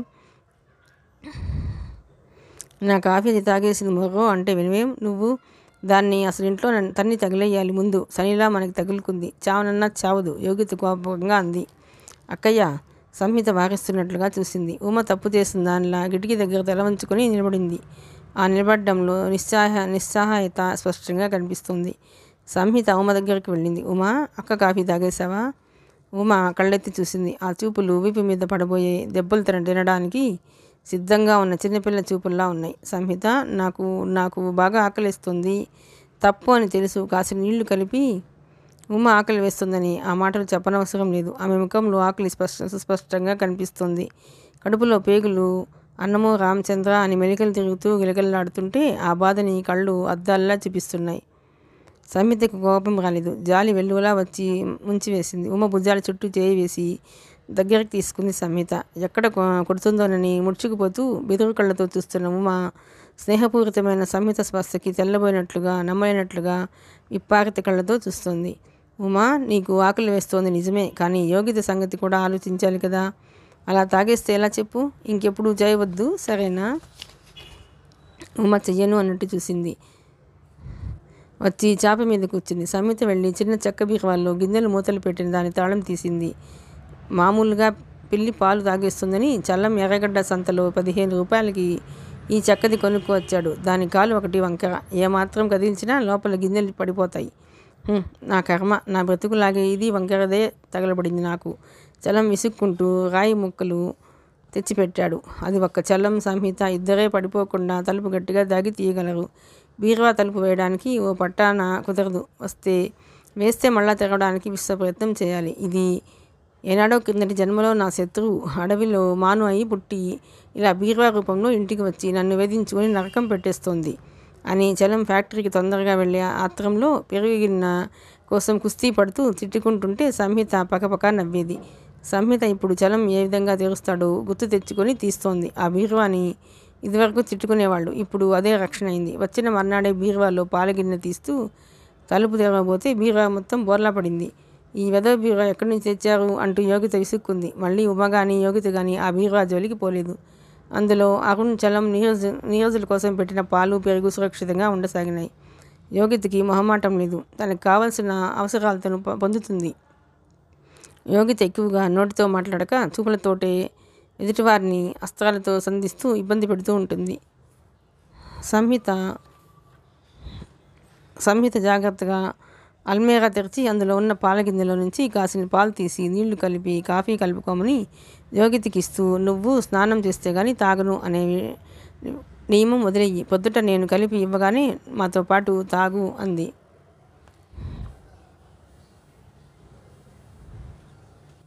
నేను తాగలేను. స్నానం చేస్తే కానీ నాకు తాగినట్టు ఉండదు నిక్కచ్చిగా అనేసింది యోగిత. అయినా అదేమిటే వాజమ్మలాగా నువ్వు ఆ ఉమ్మని బతిమలాడతావు? నాన్న పోగానే దాన్ని మనం ఇంట్లోంచి పంపేయమంటే నువ్వు వినలేదు. నెత్తిన వెక్కించుకున్నావు. ఇప్పుడు చూడు తద్దినంలా తయారైంది మనకి ఆధారం లేక ఏడుస్తున్నాం. ఆ చింటిపోతుని మనం ఎక్కడ భరించగలం? అన్యాయంగా మాట్లాడకక్క. ఉమ్మకి మన ఇంట్లో మనతో పాటు ఉండే అధికారం ఉంది. మనకే దిక్కు లేదు. మనకో డోలు. దాన్ని మెడపెట్టి గంటమంటే వినదు. యోగిత విసుక్కుంది. సంహిత బయటకు వచ్చింది. అక్కడ ఉమ్మ చాప మీద మోకాళ్ళ మీద తల దూర్చుకుని ఏడుస్తోంది. సంహిత మనసు కలత చెందిపోయింది. దగ్గరగా వచ్చి మోకాళ్ళ మీద కూర్చుని ఉమ్మ తల మీద చేవేస్తూ మృదువుగా ఉమా అని పిలిచింది. ఏడుస్తున్న ఉమ్మ తలెత్తింది. ఏడుపు ఉధృతమైంది. గబాలన 2 చేతులు సంహిత పాదాల మీద వేసింది. వద్దు, నన్ను ఇంట్లోంచి గంటొద్దు. నేను ఎప్పుడు మళ్ళీ ఇలా చేయను.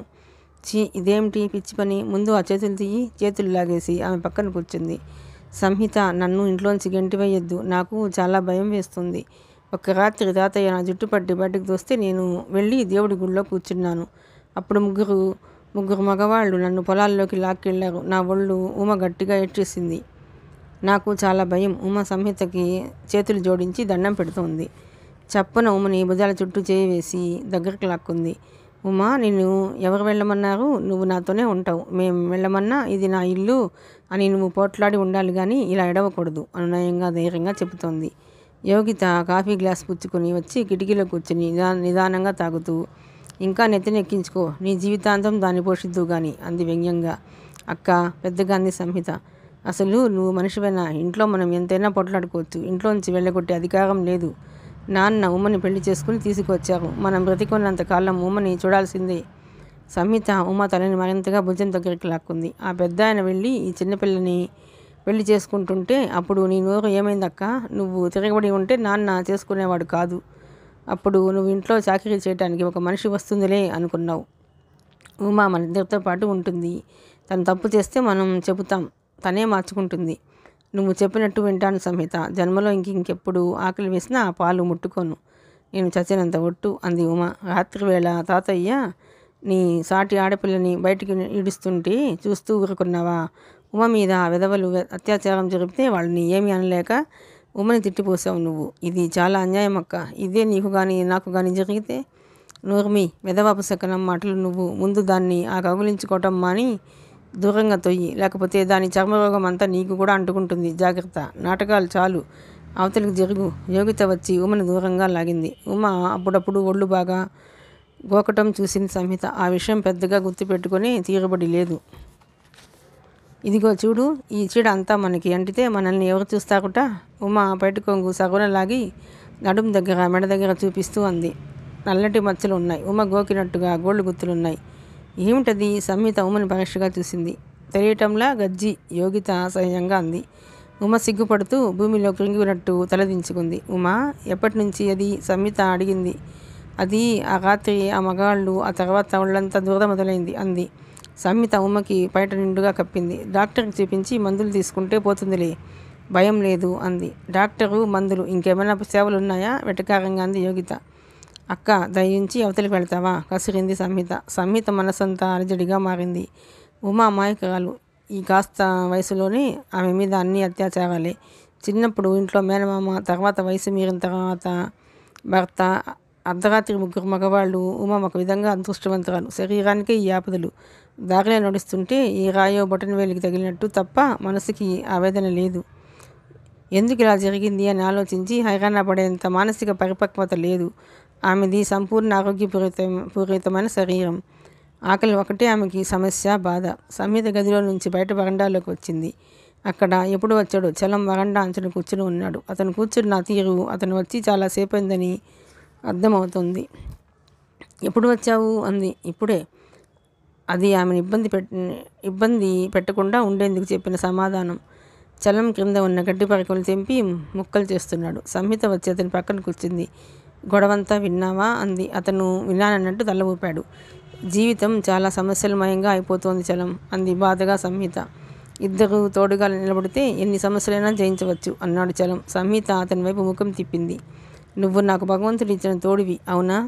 నువ్వు అలా అంగీకరిస్తే ఈ ప్రపంచంలో నాకంటే సంతోషంగా ఉన్న వ్యక్తి ఇంకెవరు ఉండరు అన్నాడు. సంహిత నవ్వింది. రాత్రి అయ్యింది. సంహిత ఉమ భోజనంలోకి చేసిన పుల్కాలు, తోటకూర కూర గిన్నెలో పెట్టి రుక్మిణమ్మ గారి కోసం తీసుకువచ్చింది. ఇంట్లో భోజనంలోకి ఏది చేసినా అది కాస్త రుచిగా ఉంటే రాఘవేంద్రరావు గారి చేత, రుక్మిణమ్మ గారి చేత వినిపిస్తే కానీ సంహితకి సంతోషంగా ఉండదు. ఈరోజు రాఘవేంద్రరావు గారు త్వరలోనే బయట లైట్ తీసేసి తలుపులు వేసుకున్నారు. అప్పుడే నిద్రపోయారా? లోపల టీవీ మోగుతున్న శబ్దం వినిపిస్తుంది. సంహిత కాలింగ్ బెల్ మోగించింది. 10 నిమిషాల తర్వాత బయట లైట్ వెలిగింది. తలుపులు తెరుచుకున్నాయి. రాఘవేంద్రరావు గారు తలుపు శాంతం తెరవకుండా 2 చేతులతో పట్టుకుని తల మాత్రం బయటకు పెట్టి, ఎవరు అన్నారు దీర్ఘం తీస్తూ. నేను అంకుల్ అంది. ఏమిటి అన్నారు. పుల్కాలు తెచ్చాను అంది గిన్నె చూపిస్తూ. మా భోజనం అయిపోయింది, అయినా ఇక ఇలాంటివి తీసుకురావద్దు అన్నారు ఆయన. ఆ చెప్పటంలో ఎలాంటి ఆత్మీయత లేదు. కొత్త వాళ్లతో మాట్లాడుతున్నట్టు ముభావంగా ఉంది. సంహిత తల ఊపి సారీ అంకుల్ అంది. సంహిత వెళ్ళిపోతుంటే ఆయన వెనక నుంచి ఇదిగో అని పిలిచారు. సంహిత వెనక్కి తిరిగింది. మాకు మా అవుట్ హౌస్ కావాలి, మీరు ఫస్ట్కి ఖాళీ చేసేయాలి త్వరగా చెప్పేసి ఆయన తలుపులు త్వరగా వేసేశాడు. మరుక్షణంలో బయట లైటు ఆగిపోయింది. సంహిత వరండా నీడలో స్థాణువులా చేతిలో గిన్నెతో అలాగే నిలబడిపోయింది. ఆ క్షణంలో ఆమె దగ్గరలో పిడుగుపడిన మనిషిలా ఉంది. కాళ్ల కింద భూమి మరో 10 నిమిషాల్లో కంపించిపోతోంది అని రేడియో అనౌన్స్మెంట్ విన్నట్టుగా ఉంది. కంగారు విపరీతంగా అనిపిస్తే ఏం చేయాలో తెలియక అచేతనంగా నిలబడినట్టు ఉంది. సంహిత మెల్లగా ఇంటివైపు వచ్చింది. ఇంట్లో అందరూ భోజనాలకు కూర్చుని సంహిత కోసం ఎదురు చూస్తున్నారు. త్వరగా అన్నం చల్లారిపోతుంది అంది యోగిత. నాకు ఆకలి లేదక్క. ఎందుకని? ఏమైంది? అసలు అలా ఉన్నావేమిటి? అందరూ గబగబా అడిగేస్తున్నారు. సంహిత చెవులు మూసుకుంది. ఏం లేదక్క, అన్నం పెట్టు అంది. ఎదురుగా చలం, అరుణ్, నీరజ్ కూర్చున్నారు. ఇటు ఒక పక్క ఉమా, మరో పక్క యోగిత, మధ్యలో తను. అందరూ భోజనం చేస్తూ సరదాగా కబుర్లు చెప్పుకుంటున్న దృశ్యం సంహితకి ఎంతో కనుల పండుగగా ఉంది. ఒక హారంలో ముత్యాల్లో ఈ ఇల్లు అందరినీ కలిపింది. మరో వారంలో అందరూ తలాదారిన చెల్లా చెదురైపోవాల్సిందే. ఇలాంటి ఇల్లు, ఇంత మంచి గృహ యజమానులు తమకి ఈ జన్మలో దొరకరు. రాఘవేంద్రరావు గారు ఎందుకలా హఠాత్తుగా అల్టిమేటం ఇచ్చారు? సంహితకు రాత్రంతా నిద్రపట్టలేదు. భయంగా ఉంది. మళ్ళీ ఇంటి కోసం వేట, మళ్ళా తిప్పులు మొదలు. ఈసారి ఇంకా సభ్యులు ఎక్కువయ్యారు. ఈ సమస్య తీరటం చాలా కష్టం. రాఘవేంద్రరావు గారి దగ్గర ఎవరైనా ఏమైనా అన్నారా? అంకుల్, నన్ను ఎందుకు వెళ్ళిపోమంటున్నారు? మేము నెంబర్స్ ఎక్కువ అయ్యాం కదా, అద్దె పెంచాలని అనుకుంటున్నాను. మిమ్మల్ని విసిగిస్తున్నామా? ఇక మీ ఛాయలకే రాము అని అప్పటికప్పుడు చెప్పాలనిపిస్తుంది. కానీ తనది ఎంత తెలివి తక్కువ ఆలోచన అర్థమవుతుంది. విసిగిపోయి ఉన్న వారిని ఇంకా విసిగించడం తప్ప అది పరిష్కార మార్గం కాదు. మర్నాడు సంహిత ఉదయం కాఫీ ఇస్తూ చలంతో, చలం, మీ ఫ్యాక్టరీ ఆవరణలో క్యాంటీన్ లేక చాలా ఇబ్బంది పడుతున్నామని చాలాసార్లు అన్నావుగా అంది. చలం తలెత్తి సంహిత వైపు చూశాడు. ఇప్పుడు అంటాను కానీ ఇంత పొద్దుటే ఆ మాట ఎందుకు గుర్తుకొచ్చింది నీకు అడిగాడు. నేను అక్కడ క్యాంటీన్ పెట్టుకుందామని అనుకుంటున్నాను అంది సంహిత. నువ్వా? ఆశ్చర్యంగా అడిగాడు. అవును, నా పేరు మీదనే మీ యాజమాన్యం వారిని అడిగి పర్మిషన్ తీసుకుంటాను. ఉమా ఇడ్లీ దోశలు కారపూస లడ్డు చాలా బాగా చేస్తుంది. యోగిత కూడా సాయం ఉంటుంది. ఏమిటి నేనా? చచ్చినా ఉండను. అలాంటి వెధవ పనులు నాకు పెట్టకు యోగిత కసిరింది. పోనీ నేను ఉమా చూసుకుంటాం. నీ చదువు సంగతి తర్వాత. ముందు నాకు ఇల్లు గడవటానికి డబ్బు కావాలి. సరే, ఈరోజు ప్రొపరేటర్ని అడుగుతాను అన్నాడు చలం. నేను మా బ్యాంక్లో ఇంక దేనికైనా లోన్ ఇస్తారేమో అని చూస్తాను. నువ్వేమిటి వెధవ క్యాంటీన్ ఏమిటి అన్నాడు అరుణ్. అలా చెప్పు అరుణ్ అంది యోగిత. ఆ రోజంతా సంహిత మనసేం బాగాలేదు. యూనివర్సిటీకి వెళ్ళినా మనసు కుదరలేదు. రాఘవేంద్రరావు గారు ఇచ్చిన వారం రోజుల్లో ఒకరోజు అప్పుడే అయిపోతుంది. సంహిత లైబ్రరీకి వెళ్ళింది. పుస్తకాలు చూస్తున్నా వాటి పేర్లు ఏమిటో బుర్రకి తెలియటం లేదు. ఇంటికి వెళ్లాల్సిన బస్సు ఎక్కబోయి చూసుకోకుండా పొరపాటున ఇంకో బస్సు ఎక్కేసింది. మధ్యలో తన తప్పు గమనించి ట్యాంక్ బండ్ మీద దిగిపోయింది. సూర్యాస్తమయం కావస్తుంది. నీరెండలో ట్యాంక్ బండ్ అత్యంత నయనాందకరంగా ఉంది. సంహిత కొద్దిసేపు ఒంటరిగా నడిచింది. తర్వాత బెంచీ మీద కూర్చుంది. వెనుక కార్లు, స్కూటర్లు, బస్సులు రైన వెళుతున్నాయి. బెంచీకి కొద్ది దూరంలో ఒక జంట కమ్మీలు పట్టుకుని నీళ్ల వైపు చూస్తున్నారు. ఇంకా ఇంటికి వెళదామండి అంటుంది. ఇద్దరు భార్యాభర్తల్లా ఉన్నారు. స్కూటర్ కోసం చెయ్యి పట్టుకుని రోడ్డు దాటి అటువైపు పరుగు తీస్తున్నారు. సంహిత చలనరహితంగా ట్యాంక్ బండ్ వైపు చూస్తూ కూర్చుంది. ఒక్కోసారి ఈ కష్టాలతో జీవించడం కంటే చావు సుఖం అనిపిస్తుంది. ఇలాంటి పరిస్థితేనేమో. ఒకరికి తనకు ఒంటరిగా ఉండటానికి భయం లేదు. దరిద్రం అంటే భయం లేదు. కానీ ఈ సంఘంలో మనుషులు మృగాల కంటే హీనంగా, ఒకరి పట్ల ఒకరు నీచంగా, దారుణంగా, దగాకోరుతనంతో ప్రవర్తించి దూరికే చాలా భయం వేస్తుంది. మనిషికి ఆ క్షణంలో చీమ కంటే దోమ కంటే అల్పజీవిగా నిస్సహాయంగా అయిపోతాడు. ఆ పరిస్థితులు ఎక్కడో వెనుక పొంచి ఉన్నట్లే. అప్రమత్తంగా ఉండాలని, లేకపోతే వాటి పాలిట పడి నాశనం అవడం తప్పదని అనిపిస్తుంది. ఈరోజు అస్సలు ఇంటికి వెళ్ళాలని అనిపించడం లేదు. ఇల్లు ఖాళీ చేయడం కంటే రాఘవేంద్రరావు గారిని, రుక్మిణమ్మ గారిని వదిలిపెట్టడం చాలా బాధగా ఉంది. ఆ వృద్ధుల నీడలో తను పోగొట్టుకున్న బాల్యం, ఆత్మీయత తిరిగి పొందినట్టుగా అనిపిస్తుంది. అది ఒక అపురూప కానుక. కత్తి మీద సాములా అనిపించే ఈ జీవితం వారిద్దరి సమక్షంలో మర్చిపోయి తను ఒక మామూలు మనిషిలా అనిపిస్తుంది. వారిని వదిలి వెళ్ళటానికి తన మనసు ఏమాత్రం అంగీకరించడం లేదు. నేను చేసిన తప్పేమిటి? నన్ను ఎందుకు వెళ్ళిపోమన్నాడు అంటున్నారు అని దెబ్బలాడాలనిపిస్తుంది. ఏడుపు వస్తుంది. వాదనకి అద్దెంపుకి ఏమాత్రం అవకాశం లేకుండా ఆయన అల్టిమేటం ఇచ్చేశాడు. బ్రతిమలాడడానికైనా పోట్లాడటానికైనా ఒక చనువో లేదు, లేక ఒక అర్హతో కావాలి.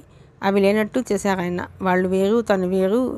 ఈ భేదం కత్తితో చీల్చి చూపిస్తున్నారు ఆయన. తనకి తెలుసు ఇక్కడి నుంచి వెళ్ళిన తర్వాత తనకి జీవితం ఏం బాగుండదని. పేదవాళ్ళకి బాగుంటుందా అనే ఛాయిస్ ఎప్పుడూ ఉండదు కదా. మరి బాగుండనవి అన్నీ భరించడమే వారి జాతక లక్షణం. Bus sudden బ్రేక్తో కీచుమని శబ్దమైంది. సంహిత ఉలికి పట్టుగా చూసింది. చుట్టూ చీకటి అలుముకుంది. లైట్లు వెలిగాయి. టైం చాలా అయిపోయింది. సంహిత గాఢంగా నిట్టూర్చింది. తన మనసు చెదిరిపోయి ఇక్కడ కూర్చుంది. ఇంటి దగ్గర అక్క, ఉమా ఇంకా కాలేజీ పని మీదనే ఎక్కడో తిరుగుతుందని వారి పనులు వారు తీసుకుంటూ ఉంటారు. చలం ఫ్యాక్టరీ నుంచి చాలా లేట్గా వస్తానని చెప్పాడు. సంహిత నీరసంగా నడుస్తూ బస్టాప్ దగ్గరికి వచ్చి నిలబడింది. సంహిత ఇంటికి వచ్చింది. గేటు 2 తాళాలు వేసి ఉంది.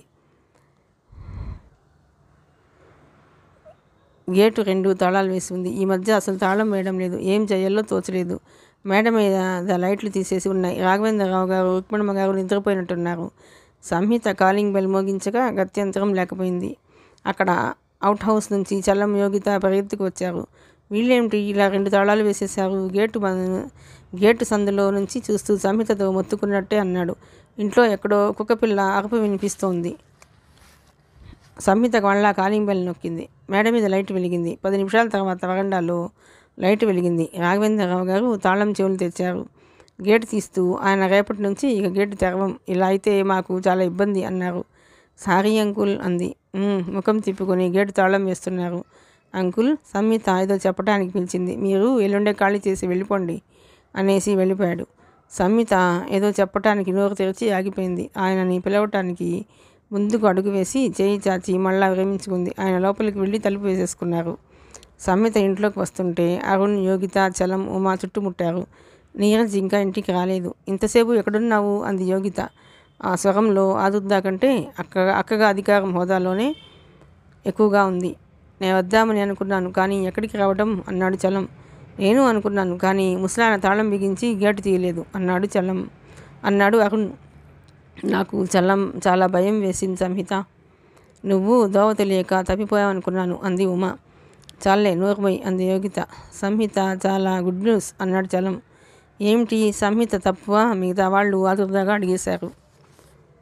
ఈరోజు మా ప్రొపరేటర్తో మాట్లాడేశాను. క్యాంటీన్ పెట్టుకోవడానికి ఒప్పేసుకున్నాడు. నాతో పనిచేసే శివయ్యని పావలా భాగంగా కలుపుకున్నాను.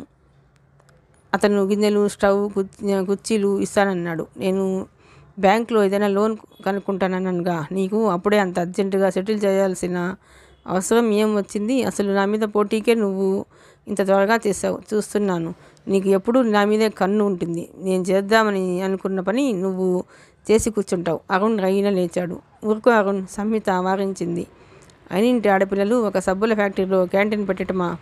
చీచి ఏమంటారు యోగిత గారు మీరు? నవ్వాడు. చీచి ఏమంటారు యోగిత గారు మీరు అన్నాడు. అవును, నాకు అసలు ఆ ఐడియానే ఇష్టం లేదు అంది యోగిత. ఇష్టం లేకపోతే ఎలా? అందరూ సంహిత నెత్తి మీద కూర్చుంటారా? డబ్బు ఎలా వస్తుంది అసలు? రేపో మాపో ఇంటి వాళ్ళు అద్దె పెంచినా పెంచుతారు. ఆ డబ్బులు నువ్వు ఇస్తావా? చలం అరుణ్ని నిలదీశాడు. నేనెందుకు ఇస్తాను? ఇవ్వరు. డబ్బు సాయం చేయరు కానీ ఉచితాహాలు మాత్రం 100 ఇస్తారు. అవి పాటించలేదని తిట్టిపోస్తారు. అసలు ఈ లోకమే అంతా. చలం చిరాకు పడ్డాడు. ఇంతలో గయ్యమంటూ కాలింగ్ బెల్ మోగింది. సంహిత ఉలిక్కి పడింది. నీరజ్ వచ్చినట్టున్నాడు అన్నాడు అరుణ్. కాలింగ్ బెల్ మళ్ళీ మోగపోయింది. సంహిత పరుగున వచ్చి దాన్ని స్విచ్ ఆఫ్ చేసి ఫ్యూజ్ లాగేసింది. కాలింగ్ బెల్ మోత ఆగిపోయింది. ఆపేశావేమిటి? ఆ పెద్దానికి అసలే చెవుడు, గట్టిగా మోగిస్తే గానీ నీలగా వినిపించదు అన్నాడు చలం. ఆ ముసలావిడికి వినిపిస్తుందిగా అంది యోగిత. సంహిత గేటు దగ్గరికి పరిగెత్తింది. వెంట చలం, అరుణ్ కూడా వచ్చారు. గేటు తీయండి. బయట మోటార్ సైకిల్ మీద ఒక కాలు వేసి ఎక్కి తొంగి చూస్తూ అన్నాడు నీరజ్. హుష్, వాళ్ళు పడుకున్నారు. మీరు గేటు మీద నుంచి రండి అంది సంహిత. గేటు మీద నుంచా? నేనేమన్నా దొంగనా? అయినా నా బండి ఎలా వస్తుంది? వాళ్ళని తలుపు తీయమనండి. వాళ్ళు పడుకున్నారు. ఇప్పుడే సంహిత వేస్తే తీశారు అన్నాడు చలం లైట్లు లేని మేడని చూస్తూ. ఎన్నిసార్లైనా తీయాలి. అసలైనా తాళం ఎందుకు వేశారు? మనకు ఇబ్బంది అని తెలియదా? మనం అద్దె ఇస్తున్నాం. మనల్ని ఇబ్బంది పెట్టేవాళ్ళని మనం ఇంకా ఇబ్బంది పెట్టాలి. నీరజ్ గట్టిగా అన్నాడు. నీరజ్, మెల్లగా మాట్లాడండి. ఈ ఒక్క రోజుకి మీరులాగా రండి అంది సంహిత బ్రతిమలాడుతూ. నా బైక్ ఎలా తీసుకురాను? నాకేం వెయిట్ లిఫ్టింగ్లో గోల్డ్ మెడల్స్ లేవు. అరుణ్ అటు దూకి కాస్త సాయం పట్టు. చలం నువ్వు కూడా అంది. అరుణ్, చలం అటు వెళ్ళారు. నీరజ్ ఇటు దూకాడు. వాళ్ళిద్దరూ అతి కష్టం మీద దాన్ని ఎత్తి అందించారు. సంహిత, యోగిత, ఉమా కూడా సాయం చేశారు. అబ్బా, నడుం విరిగింది నా బాబు. చలం గోడ దూకి నడుం సరిచేసుకుంటూ అన్నాడు. రేపు బ్యాంకులో నేను పెన్ పుచ్చుకొని సంతకం కూడా చేయలేను. నా కాళ్ళు అంత నొప్పిగా ఉన్నాయి అన్నాడు అరుణ్. పైనుంచి లైట్ లేని గది కిటికీలోంచి రాఘవేంద్రరావు గారు వీళ్ళని గమనించడం వారికి తెలియదు. వారంతా అత్యంత నిశ్శబ్దంగా దొంగల్లో అవుట్ హౌస్ వైపు వెళ్ళిపోవడం ఆయన చూశారు. ఆయనకి వారి ప్రవర్తన కడుపులో సాకు దింపినట్టే కలతగా ఉంది. వీళ్ళు ఈ విధంగా ఎన్ని రోజుల నుంచి అర్ధరాత్రి వేళ రాకపోకలు సాగిస్తున్నారు. ఆయన మనస్సు ఆందోళనగా మారింది. నీరజ్ వెళ్ళి ఇంటి వారి తలుపు తట్టి తాళం వేసేసుకుంటే మాకు ఇబ్బంది అవ్వదు అని దెబ్బలాడాలని బయలుదేరుతుంటే సంహిత వెనక్కి లాగింది. 2 రోజుల తర్వాత చలం సబ్బుల ఫ్యాక్టరీ ఆవరణలో పలహార శాఖ 2 రోజుల తర్వాత చలం సబ్బుల ఫ్యాక్టరీ ఆవరణలో పలహారశాల ప్రారంభించేశాడు. దానికి సంహిత పలహారశాల అని పెట్టుకుంటానంటే సంహిత వద్దంది. డెలిషియస్ టిఫిన్స్ అని బోర్డు వ్రాయించమంది.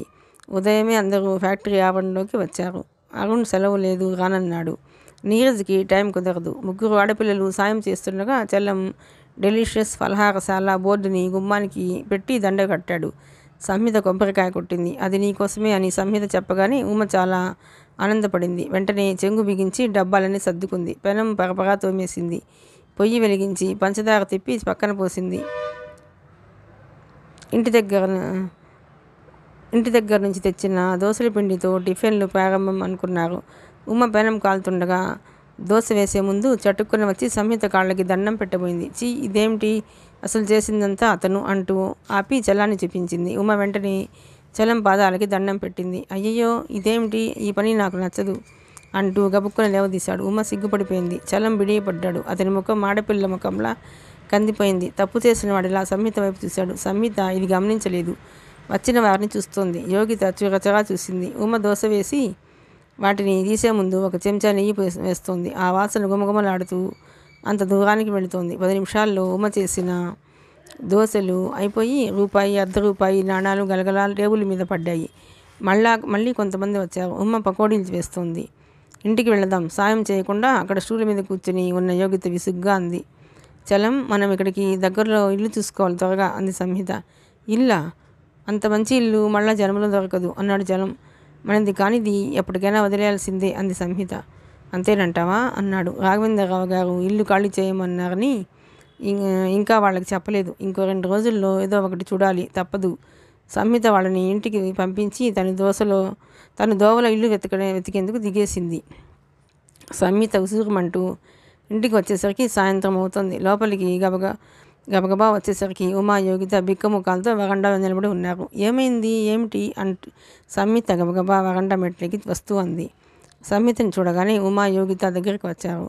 సంహిత, ఆ పెద్ద ఆయన వచ్చారే, పొద్దుటి నుంచి వాళ్ళ కుక్కపిల్ల కనిపించడం లేదట, మనమే దాచేసామని వీళ్ళు అంటారేమిటి? కుక్కపిల్ల కనిపించడం లేదా అంది ఆశ్చర్యంగా. అది రాఘవేంద్రరావు గారికి, రుక్మిణమ్మ గారికి ఎంత ప్రాణమో సంహితకి తెలుసు. ఇంతలో చలం వచ్చాడు. అతనికి ఈ జనం ఎందుకున్నారో అర్థం కాలేదు. ఎంత నంగనాచిలా అడుగుతుందో అంది ఒక ఆవిడ. సంహిత చటాలున ఆవిడ వైపు చూసింది. ఏమంటున్నారు మీరు అంది సంహిత అన్న తీరుకి ఆవిడ ఒక అడుగు వెనక్కి వేసింది. ఉన్నమాటే అంటున్నాను. మీరు చల్లగా మాయమాటలు చెప్పి ఆ ముసలి వాళ్ళని వలలో వేసుకున్నారు. ఈ ఇంట్లో మకాం పెట్టారు. మీ నాటకం అంతా మాకు తెలుసు. మీ మూలంగా మా కాలనీ అంతా అందరికీ ఫోన్లలో హెచ్చరికలు వస్తున్నాయి. ఎప్పుడు ఎవరింట్లో ఏం దొంగతనం జరుగుతుందోనని భయంగా ఉంది. మీరు ఈ ఇల్లు ఖాళీ చేసి తక్షణం వెళ్ళండి. బట్టతలతో బాణపొట్టతో ఉన్న ఒక సిల్కు లాల్చి ఆయన హెచ్చరిక చేశాడు. సంహిత రవ్వంత కూడా భయపడలేదు. ముందు మా వరండా మెట్లు దిగండి అంది. ఆడపిల్లలు ఒంటరిగా ఉన్నప్పుడు ఇంటి మీదకి వచ్చి దౌర్జన్యం చేశారని ఇప్పుడే పోలీస్ రిపోర్ట్ ఇస్తాను, జాగ్రత్త వేలు చూపించి కళ్ళెర చేస్తూ అంది. చలం సంహిత పక్కకి వచ్చి నిలబడ్డాడు. అమ్మో, ఆ ధైర్యం చూసారా ఒక ఆవిడ అంది. ఎంత తెగించిన మనుషుల్లో తెలుస్తూనే ఉంది అంది ఇంకో ఆమె. ఏమిటి, నా నోట్లోంచి మాట రాలేదు. పోలీసుల దగ్గరికి నువ్వే వెళతానంటావా? బేష్ అన్నారు ఆయన. అంటే పోలీసుల దగ్గర బాగా పలుకుబడి ఉందన్నమాట ఇంకో అతను వ్యాఖ్యానం చేశాడు. మరో ఆయన ఇంట్లోకి తొంగి చూశాడు. కింద నీట్గా వేసి ఉన్న పక్కలు చూశాడు. వెకిలిగా నవ్వుతూ, బేష్, ఏర్పాట్లు రెడీగానే ఉన్నాయి. ఇక్కడ చిన్న బోతల్ హౌస్ రన్ అవుతోందన్నమాట. వాళ్ళు అంటుండగానే అరుణ్ టీవీఎస్ మీద వచ్చి దిగాడు. జనాన్ని చూసి కంగారుగా ఏమైంది అన్నాడు. యోగిత అతన్ని పక్కకి తీసుకువెళ్ళి చెబుతోంది. చూస్తారేమరా, చెంబు తప్పేలా బయటికి గిరాటు కొట్టి మెడలు పట్టి బయటికి గెంటకుండా ఒక ఆయన అన్నాడు. సంహిత గుమ్మంలో నిలబడింది. అదిగో ఆ ముసలాయనే వచ్చాడు, ఆయననే చెప్పమును అంది ఒక ఆవిడ. అందరూ చూశారు. రాఘవేంద్రరావు గారు వచ్చారు. ఆయన చాలా నీరసంగా, ఆందోళనగా, అశాంతిగా ఉన్నారు. ఆయనని చూడగానే సంహిత ఆయన దగ్గరికి పరిగెత్తుకు వచ్చింది. అంకుల్, ఏమిటి కుక్కపిల్ల కనిపించడం లేదా? ఎప్పటి నుంచి? గాడ్ ప్రామిస్ అంకుల్, నేను అసలు చూడనే లేదు. ఆయనని నమ్మమన్నట్టు అర్థిస్తూ చెబుతోంది. ఇంతలో ధన్మని పెట్టె బయటపడింది. అది చలం పెట్టె. అయ్యో, నా పెట్టె! చలం పరిగెత్తుకు వచ్చాడు. ఆగండి, మీరు ఆగండి. రాఘవేంద్రరావు గారు చేతులు చాస్తూ వారించడానికి యత్నిస్తున్నారు. పోలీసులే చూసుకుంటారు. ఫోన్ చేశాను, వస్తారు. మీరు తొందరపడద్దు, గొడవ చేయొద్దు. పోలీసులు వచ్చే వరకు ఆగాల్సిన పని లేదు. మొన్న మా కారు పోయింది. ఈ గ్యాంగే అయి ఉంటారు. మా పెరట్లో చీరలు పోయాయి. మా ట్యాంక్కి నీళ్లు ఎక్కించే మోటార్ పోయింది. అందరూ కంప్లైంట్ చేస్తున్నారు. మొన్న రాత్రి మా మేడ మీద అడుగుల చప్పుడయింది ఒక ఆయన అన్నారు. చలం పరిగెత్తుకెళ్ళి సామాను విసరబోతున్న వారిని ఆపుపోయాడు. అతన్ని ఒక తోపు తోశాడు. చలం కింద పడటంతో కళ్ళద్దాలు పగిలాయి. మీరాగండి, నా మాట వినండి. మీ కంప్లైంట్స్ విన్నాను. నేను యాక్షన్ తీసుకుంటానని చెబుతున్నానుగా. రాఘవేంద్రరావు గారు వారిని ఆపలేక, ఆజ్ఞాపించలేక బ్రతిమలాడుతున్నారు. ఆయన చాలా ఆయాసపడుతున్నారు. మాట వణుకుతుంది. ఇంతలో నీరజ్ హీరో హోండా చరాచరి వచ్చి అక్కడ ఆగింది. బైక్ మీద నుంచి శాంతం తీయకుండానే ఏమిటి అన్నాడు. చలం అతని దగ్గరికి పరుగున వచ్చి సంగతి చెప్పాడు. అలాగా అతను మోటార్ సైకిల్ని ఆపి వచ్చాడు. సరాసరి లోపలికి వెళ్ళాడు. ఏమిటి మాస్టారు, మా ఇంట్లో మీరేం చేస్తున్నారు అడిగాడు. ఇదిగో ఇంకో మెంబర్ ముఠాలో అన్నాడు ఒక ఆయన. అప్పటికే చలం మాటలు కాస్త అర్థమయ్యి ఆయన నీరజ్ వాళ్ళని అడగలేదు, అర్థించలేదు. ఇంట్లోని సామాన్ తీస్తున్న ఆయన్ని ఈడ్చి ఒకటి కొట్టాడు. ఆయన చేతుల్లో ఉన్న సంహిత ఎయిర్ బ్యాగ్ లాక్కుని ఇంట్లోకి పడేసి ఆయనని ఒక్క తోపు తోశాడు. అడ్డం రాబోయిన ఇంకో అతన్ని ఫెడియమని 2 వెంట వాయించాడు. అతని చెయ్యి తప్ప నోరు శబ్దం చేయడం లేదు. అందరూ ఒక నిమిషంలో వరండా మెట్లు దిగి కిందకి వచ్చేశారు. ఇంతలో పోలీస్ వ్యాన్ రానే వచ్చింది. మనకెందుకు, రండి వెళదాం అంది ఒక ఆవిడ. ఎక్కడికి వెళతారు, ఉండండి సాక్ష్యం చెప్పాలి. నీరజ్ జరిచాడు. పోలీసులు రాగానే అందరూ గబగబా మాట్లాడేశారు. ఈ మధ్య ఆ కాలనీలో తమ ఇళ్లలో జరుగుతున్న దొంగతనాలు చెప్పారు. ఈ ముఠాయే కారణమన్నారు. నీరజ్ పోలీస్ అధికారికి తన కార్డు చూపించాడు. మేమంతా బంధువులం, కలిసి ఉంటున్నాం అన్నాడు. నీకు వసతి ఇస్తే ఇక్కడ ఎందుకుంటున్నారు అడిగాడు అధికారి. నీరజ్ మా వాళ్ళ కోసం అన్నాడు. పోలీస్ అధికారి సంహితని ఉద్యోగం ఏమిటి అని అడిగాడు. సంహిత తన చదువు చెప్పింది. రాబడి అడిగాడు. సంహితకి నెలవారీ 400-500, అది క్రమం లేకుండా తప్ప ఆర్థికమైన ఆధారం కాదు.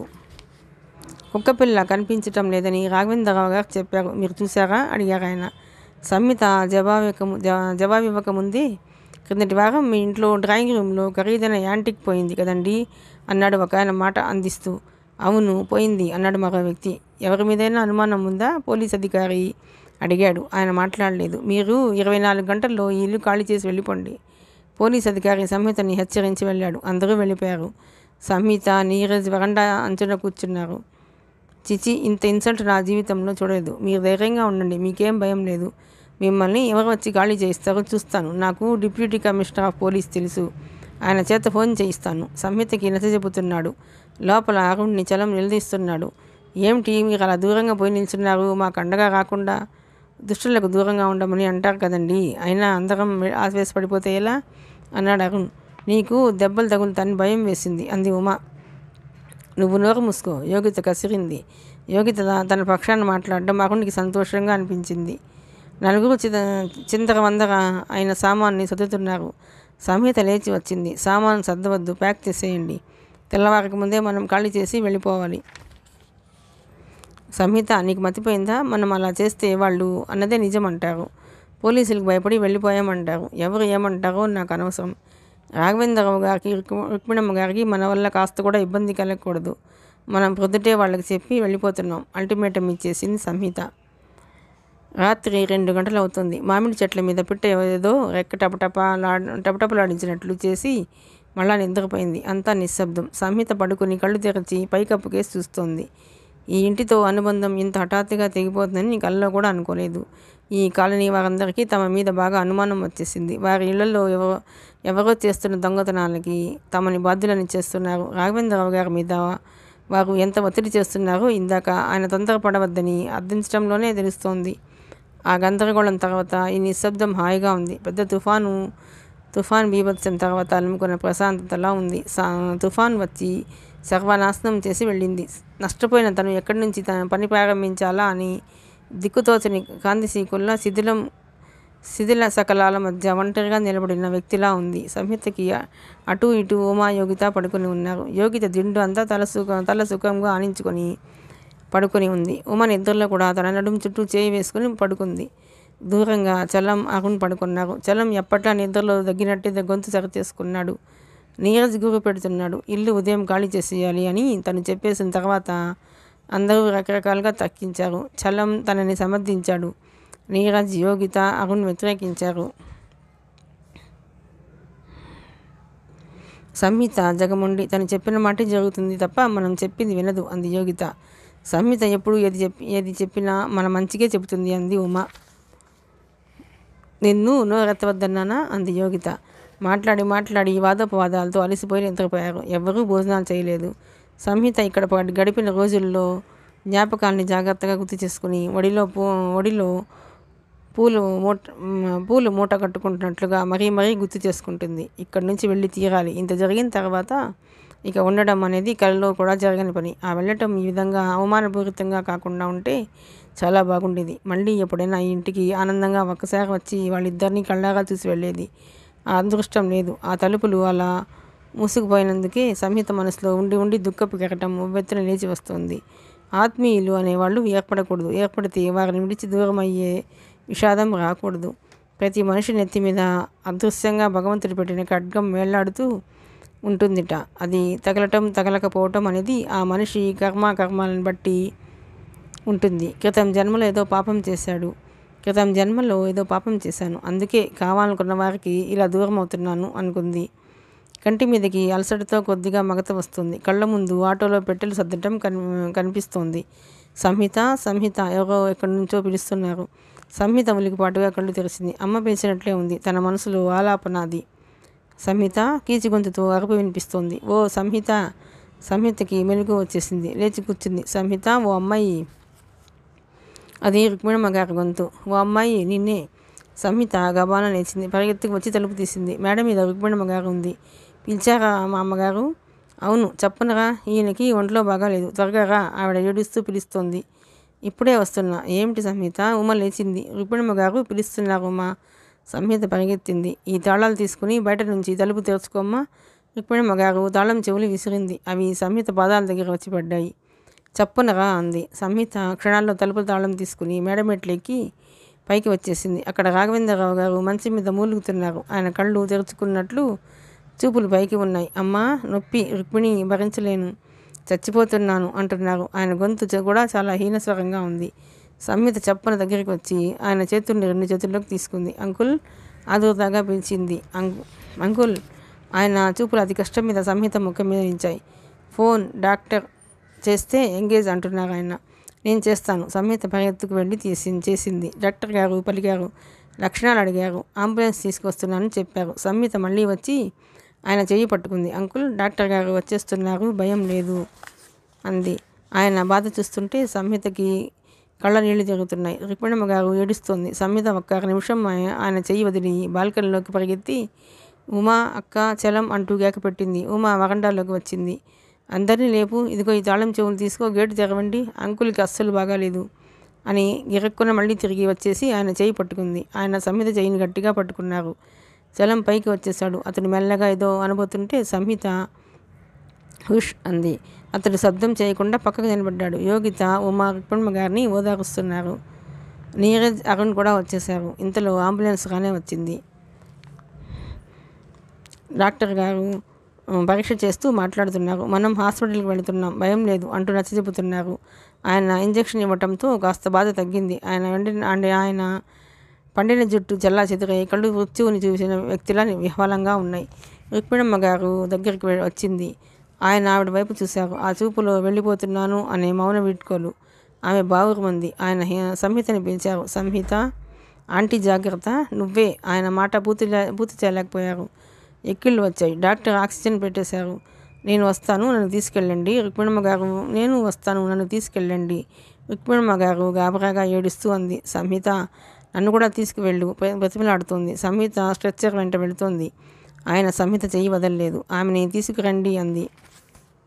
రుక్మిణమ్మ గారిని చేతులతో పట్టుకుని ఎత్తి నీరజ్, చలం స్ట్రెచ్చర్ వెనుక మెట్లు దిగుతున్నారు.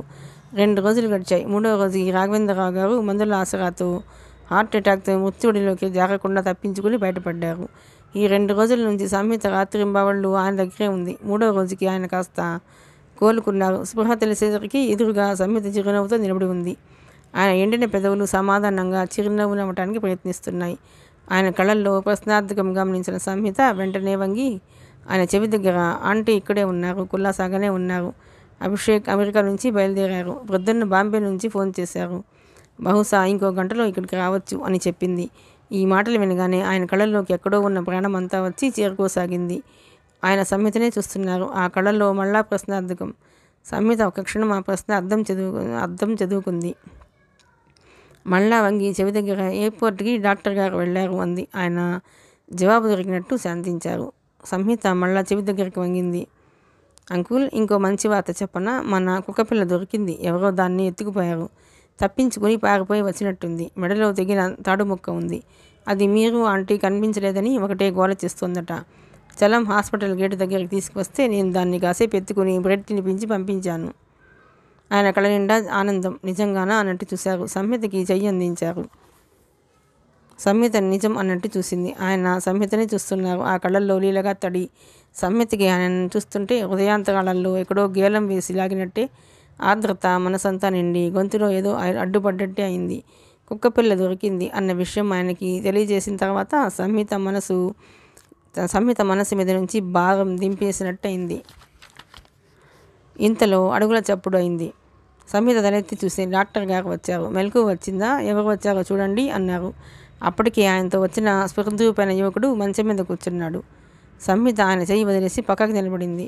రాఘవేంద్రరావు గారు లేకపోతుంటే యువకుడు వారించాడు. ఆయన అతని భుజం గట్టిగా పట్టుకున్నారు. అభిషేక్ ఆయన కంఠం నీరసంగా కంపించిపోతూ పలికింది. తాతయ్య. అతను ఆయన వైపు కాస్త వంగి ఆయన తలని 2 చేతులతో పట్టుకున్నాడు. How lucky I'm, thank God తగ్గు స్వరంతో అన్నాడు. ఆయన అతన్నే చూస్తున్నారు. ఆ క్షణంలో ఆయన కళ్ళల్లో కనిపించిన భావం సంహిత జన్మలో మర్చిపోలేదు. మృత్యులోయలు అంచు వరకు వెళ్ళి ఏ అదృష్ట భాగ్యం వలన ఆ ప్రమాదం తప్పించుకుని వెనక్కి తిరిగినప్పుడు ఈ లోకం అంతా ఒకే ఒక వ్యక్తిలో కనిపించే మనిషి ఎదురైతే బలీయంగా హత్తుకుపోయే మూగ ఆనందం అది. ఆయనకి దుఃఖం ఆగటం లేదు. కళ్ళ ప్రక్కలకి నీళ్లు దాగలుగా జారిపోతున్నాయి. నోనో జేబులో నుంచి కర్చీఫ్ తీసి సున్నితంగా అద్దాడు. డాక్టర్ గారు పల్స్ చూస్తున్నారు. ఇంతలో సిస్టర్ వచ్చింది. నో క్రౌడ్ ప్లీజ్, ఇంతమంది ఇక్కడ ఉండకూడదు, బయటకు వెళ్ళాలి అంటూ హెచ్చరించింది. సంహిత మౌనంగా బయటకు వచ్చేసింది. అక్కడి నుంచి రుక్మిణమ్మ గారు ఉన్న గదిలోకి వచ్చింది. యోగిత ఆవిడ దగ్గరే ఉంది. రుక్మిణమ్మ గారు సంహిత రాగానే, సంహిత కాస్త తొందరగా ఇంటికి వెళ్తావా? ఆవిడ బ్యాగ్లో తాళం చెవుల గుర్తు తీసిచ్చింది. ఇంట్లో ఏమున్నాయో ఏం లేవో తెలియదు. చలం చేత కావలసినవన్నీ తెప్పించు. నా బిడ్డ ఎప్పుడు అన్నం తిన్నాడో ఏమిటో, కాస్త త్వరగా క్యారేజీ పంపు. శ్రమ అనుకోకమ్మా. ఏమిటి అలా చూస్తున్నావు? తాళం చెవులు తీసుకో. ఆవిడ సంహిత చెయ్యందుకుని బలవంతంగా చేతిలో పెట్టి గుప్పెట మూసింది. నీకు ఇంట్లో ఎక్కడ ఏమి ఉన్నాయో అన్నీ తెలుసు. అభిషేక్ గది కిటికీ తలుపు తీసేయి. నీకు తెలుసా సంహిత, నా మనవడు వచ్చి 6 ఏళ్ళయింది. వాడిని కళ్ళాగా చూసుకోవటానికి మేమిద్దరం బ్రతికున్నాం. ఎంత అదృష్టం కదూ అంటుంటేనే ఆవిడ కళ్ళ నుంచి నీళ్లు ప్రవాహంలో వచ్చేసినాయి. కానీ వెంటనే తమాయించుకుని చెంగుతో తుడిచేసుకుంది. సంహిత ఆవిడని ఇంతగా చూస్తోంది. మనవడు వచ్చాడు అనే ఆనందంతో ఆవిడకి ఎంతో బలం వచ్చేసింది. సగం అనారోగ్యం పోయింది. మనిషిలో ఇదివరకటి ఆ దిగులు బాధ లేనేలేవు. ముఖం కళకళలాడిపోతుంది. కానీ సంహిత సందేహంగా అనబోయింది. నాకు ఇంకేం చెప్పొద్దు, యోగిత నా దగ్గర ఉంటుంది. నాయన చలం, సంహితని ఇంటికి తీసుకువెళ్ళు. ఏదైనా సాయం కావాలంటే చెయ్యి, నీ రుణం ఉంచుకోను అంది. ఎప్పుడూ ఈ లోకంలో ఏది పట్టనట్టు ఉదాసీనంగా కూర్చిన ఆవిడ ఈ క్షణం ఈ లోకంలో సర్వస్వం తనకే కావాలి అన్నట్టుగా ఉంది. పద సంహిత అన్నాడు చలం. ఇద్దరు బయటకు వచ్చి ఆటో ఎక్కారు. మనం ఇక ఇల్లు ఖాళీ చేసేయాలి, వీలైతే రేపు పొద్దునే అంది సంహిత. ఇప్పుడా? ఈ పరిస్థితుల్లోనా? నీకేమైనా మతిపోయిందా? మందలింపుగా అన్నాడు. వాళ్ళు ఒక కష్టంలో మనకి ఇల్లు అప్పచెప్పి వెళ్ళారు. వాళ్ళ ఇల్లు వాళ్ళకి జాగ్రత్తగా అప్పచెప్పాలి మనం. వారికి సాయం చేసి మన బాధ్యత నెరవేర్చుకున్నాంగా అంది. అది సగమే అయింది. వెళ్ళే రోజు ఇల్లు ఎలా వదిలేసి వెళ్ళారు? బీరువా తాళం చెవులు కూడా అక్కడ వదిలేసి వెళ్ళారు. ఇప్పుడు కనుక వెళితే మనం ప్రపంచం ముందు నిజంగా దొంగలమే అవుతాం. వాళ్ళ మనవడు వచ్చేసాడుగా, తాళం చెవులు అతనికి ఇచ్చేస్తే సరిపోతుంది. ఇది పాయింటే. చలం ఒప్పుకున్నాడు. కానీ పాపం వాళ్ళకెవరూ లేరుగా. ఆ తిప్పలు అతడే పడతాడు. మనకెందుకు ఆలోచన? నిజమే, అలాగే చేసేద్దాం అన్నాడు. చలం ఎప్పుడు సంహితతో దేనికి తర్కించడు. ఆమె ఇష్టాన్ని అమలుపరచడమే ధ్యేయం. సంహిత, అతను అంత దూరం నుండి వచ్చాడు కదా, కాస్త గడ్డమైనా మాయలేదు, బడలికా లేదు. ఇప్పుడే పక్కన ఏసీ రూమ్లో నుంచి విశ్రాంతి తీసుకుని బయటకు వచ్చినంత ఫ్రెష్గా ఉన్నాడు. ఇదెలా సాధ్యం? ఆశ్చర్యంగా అన్నాడు. తాను కాస్త ప్రయాణం చేస్తే చాలు ఒకటే తలనొప్పి, వాంతులు అవుతాయన్నట్టు బాధ. తోటకూర కళలా వేళ్లాడుతూ హాస్పిటల్ నుంచి బయటకు వచ్చిన రోగిలా ఇంటికి వస్తాడు. చలానికి చాలా ఆశ్చర్యంగా ఉంది. సంహిత చెవిక వ్యాఖ్యానాలు ఎక్కడం లేదు. రేపు పొద్దుట ఇల్లు ఖాళీ చేసేయాలి. అదే ఆలోచిస్తుంది సీరియస్గా. మిగతా కథ 5వ భాగంలోనండి. ప్లీజ్ అండి, మీ కనుక ఈ నవల నచ్చినట్లయితే లైక్ చేయండి, షేర్ చేయండి, సబ్స్క్రైబ్ చేయండి.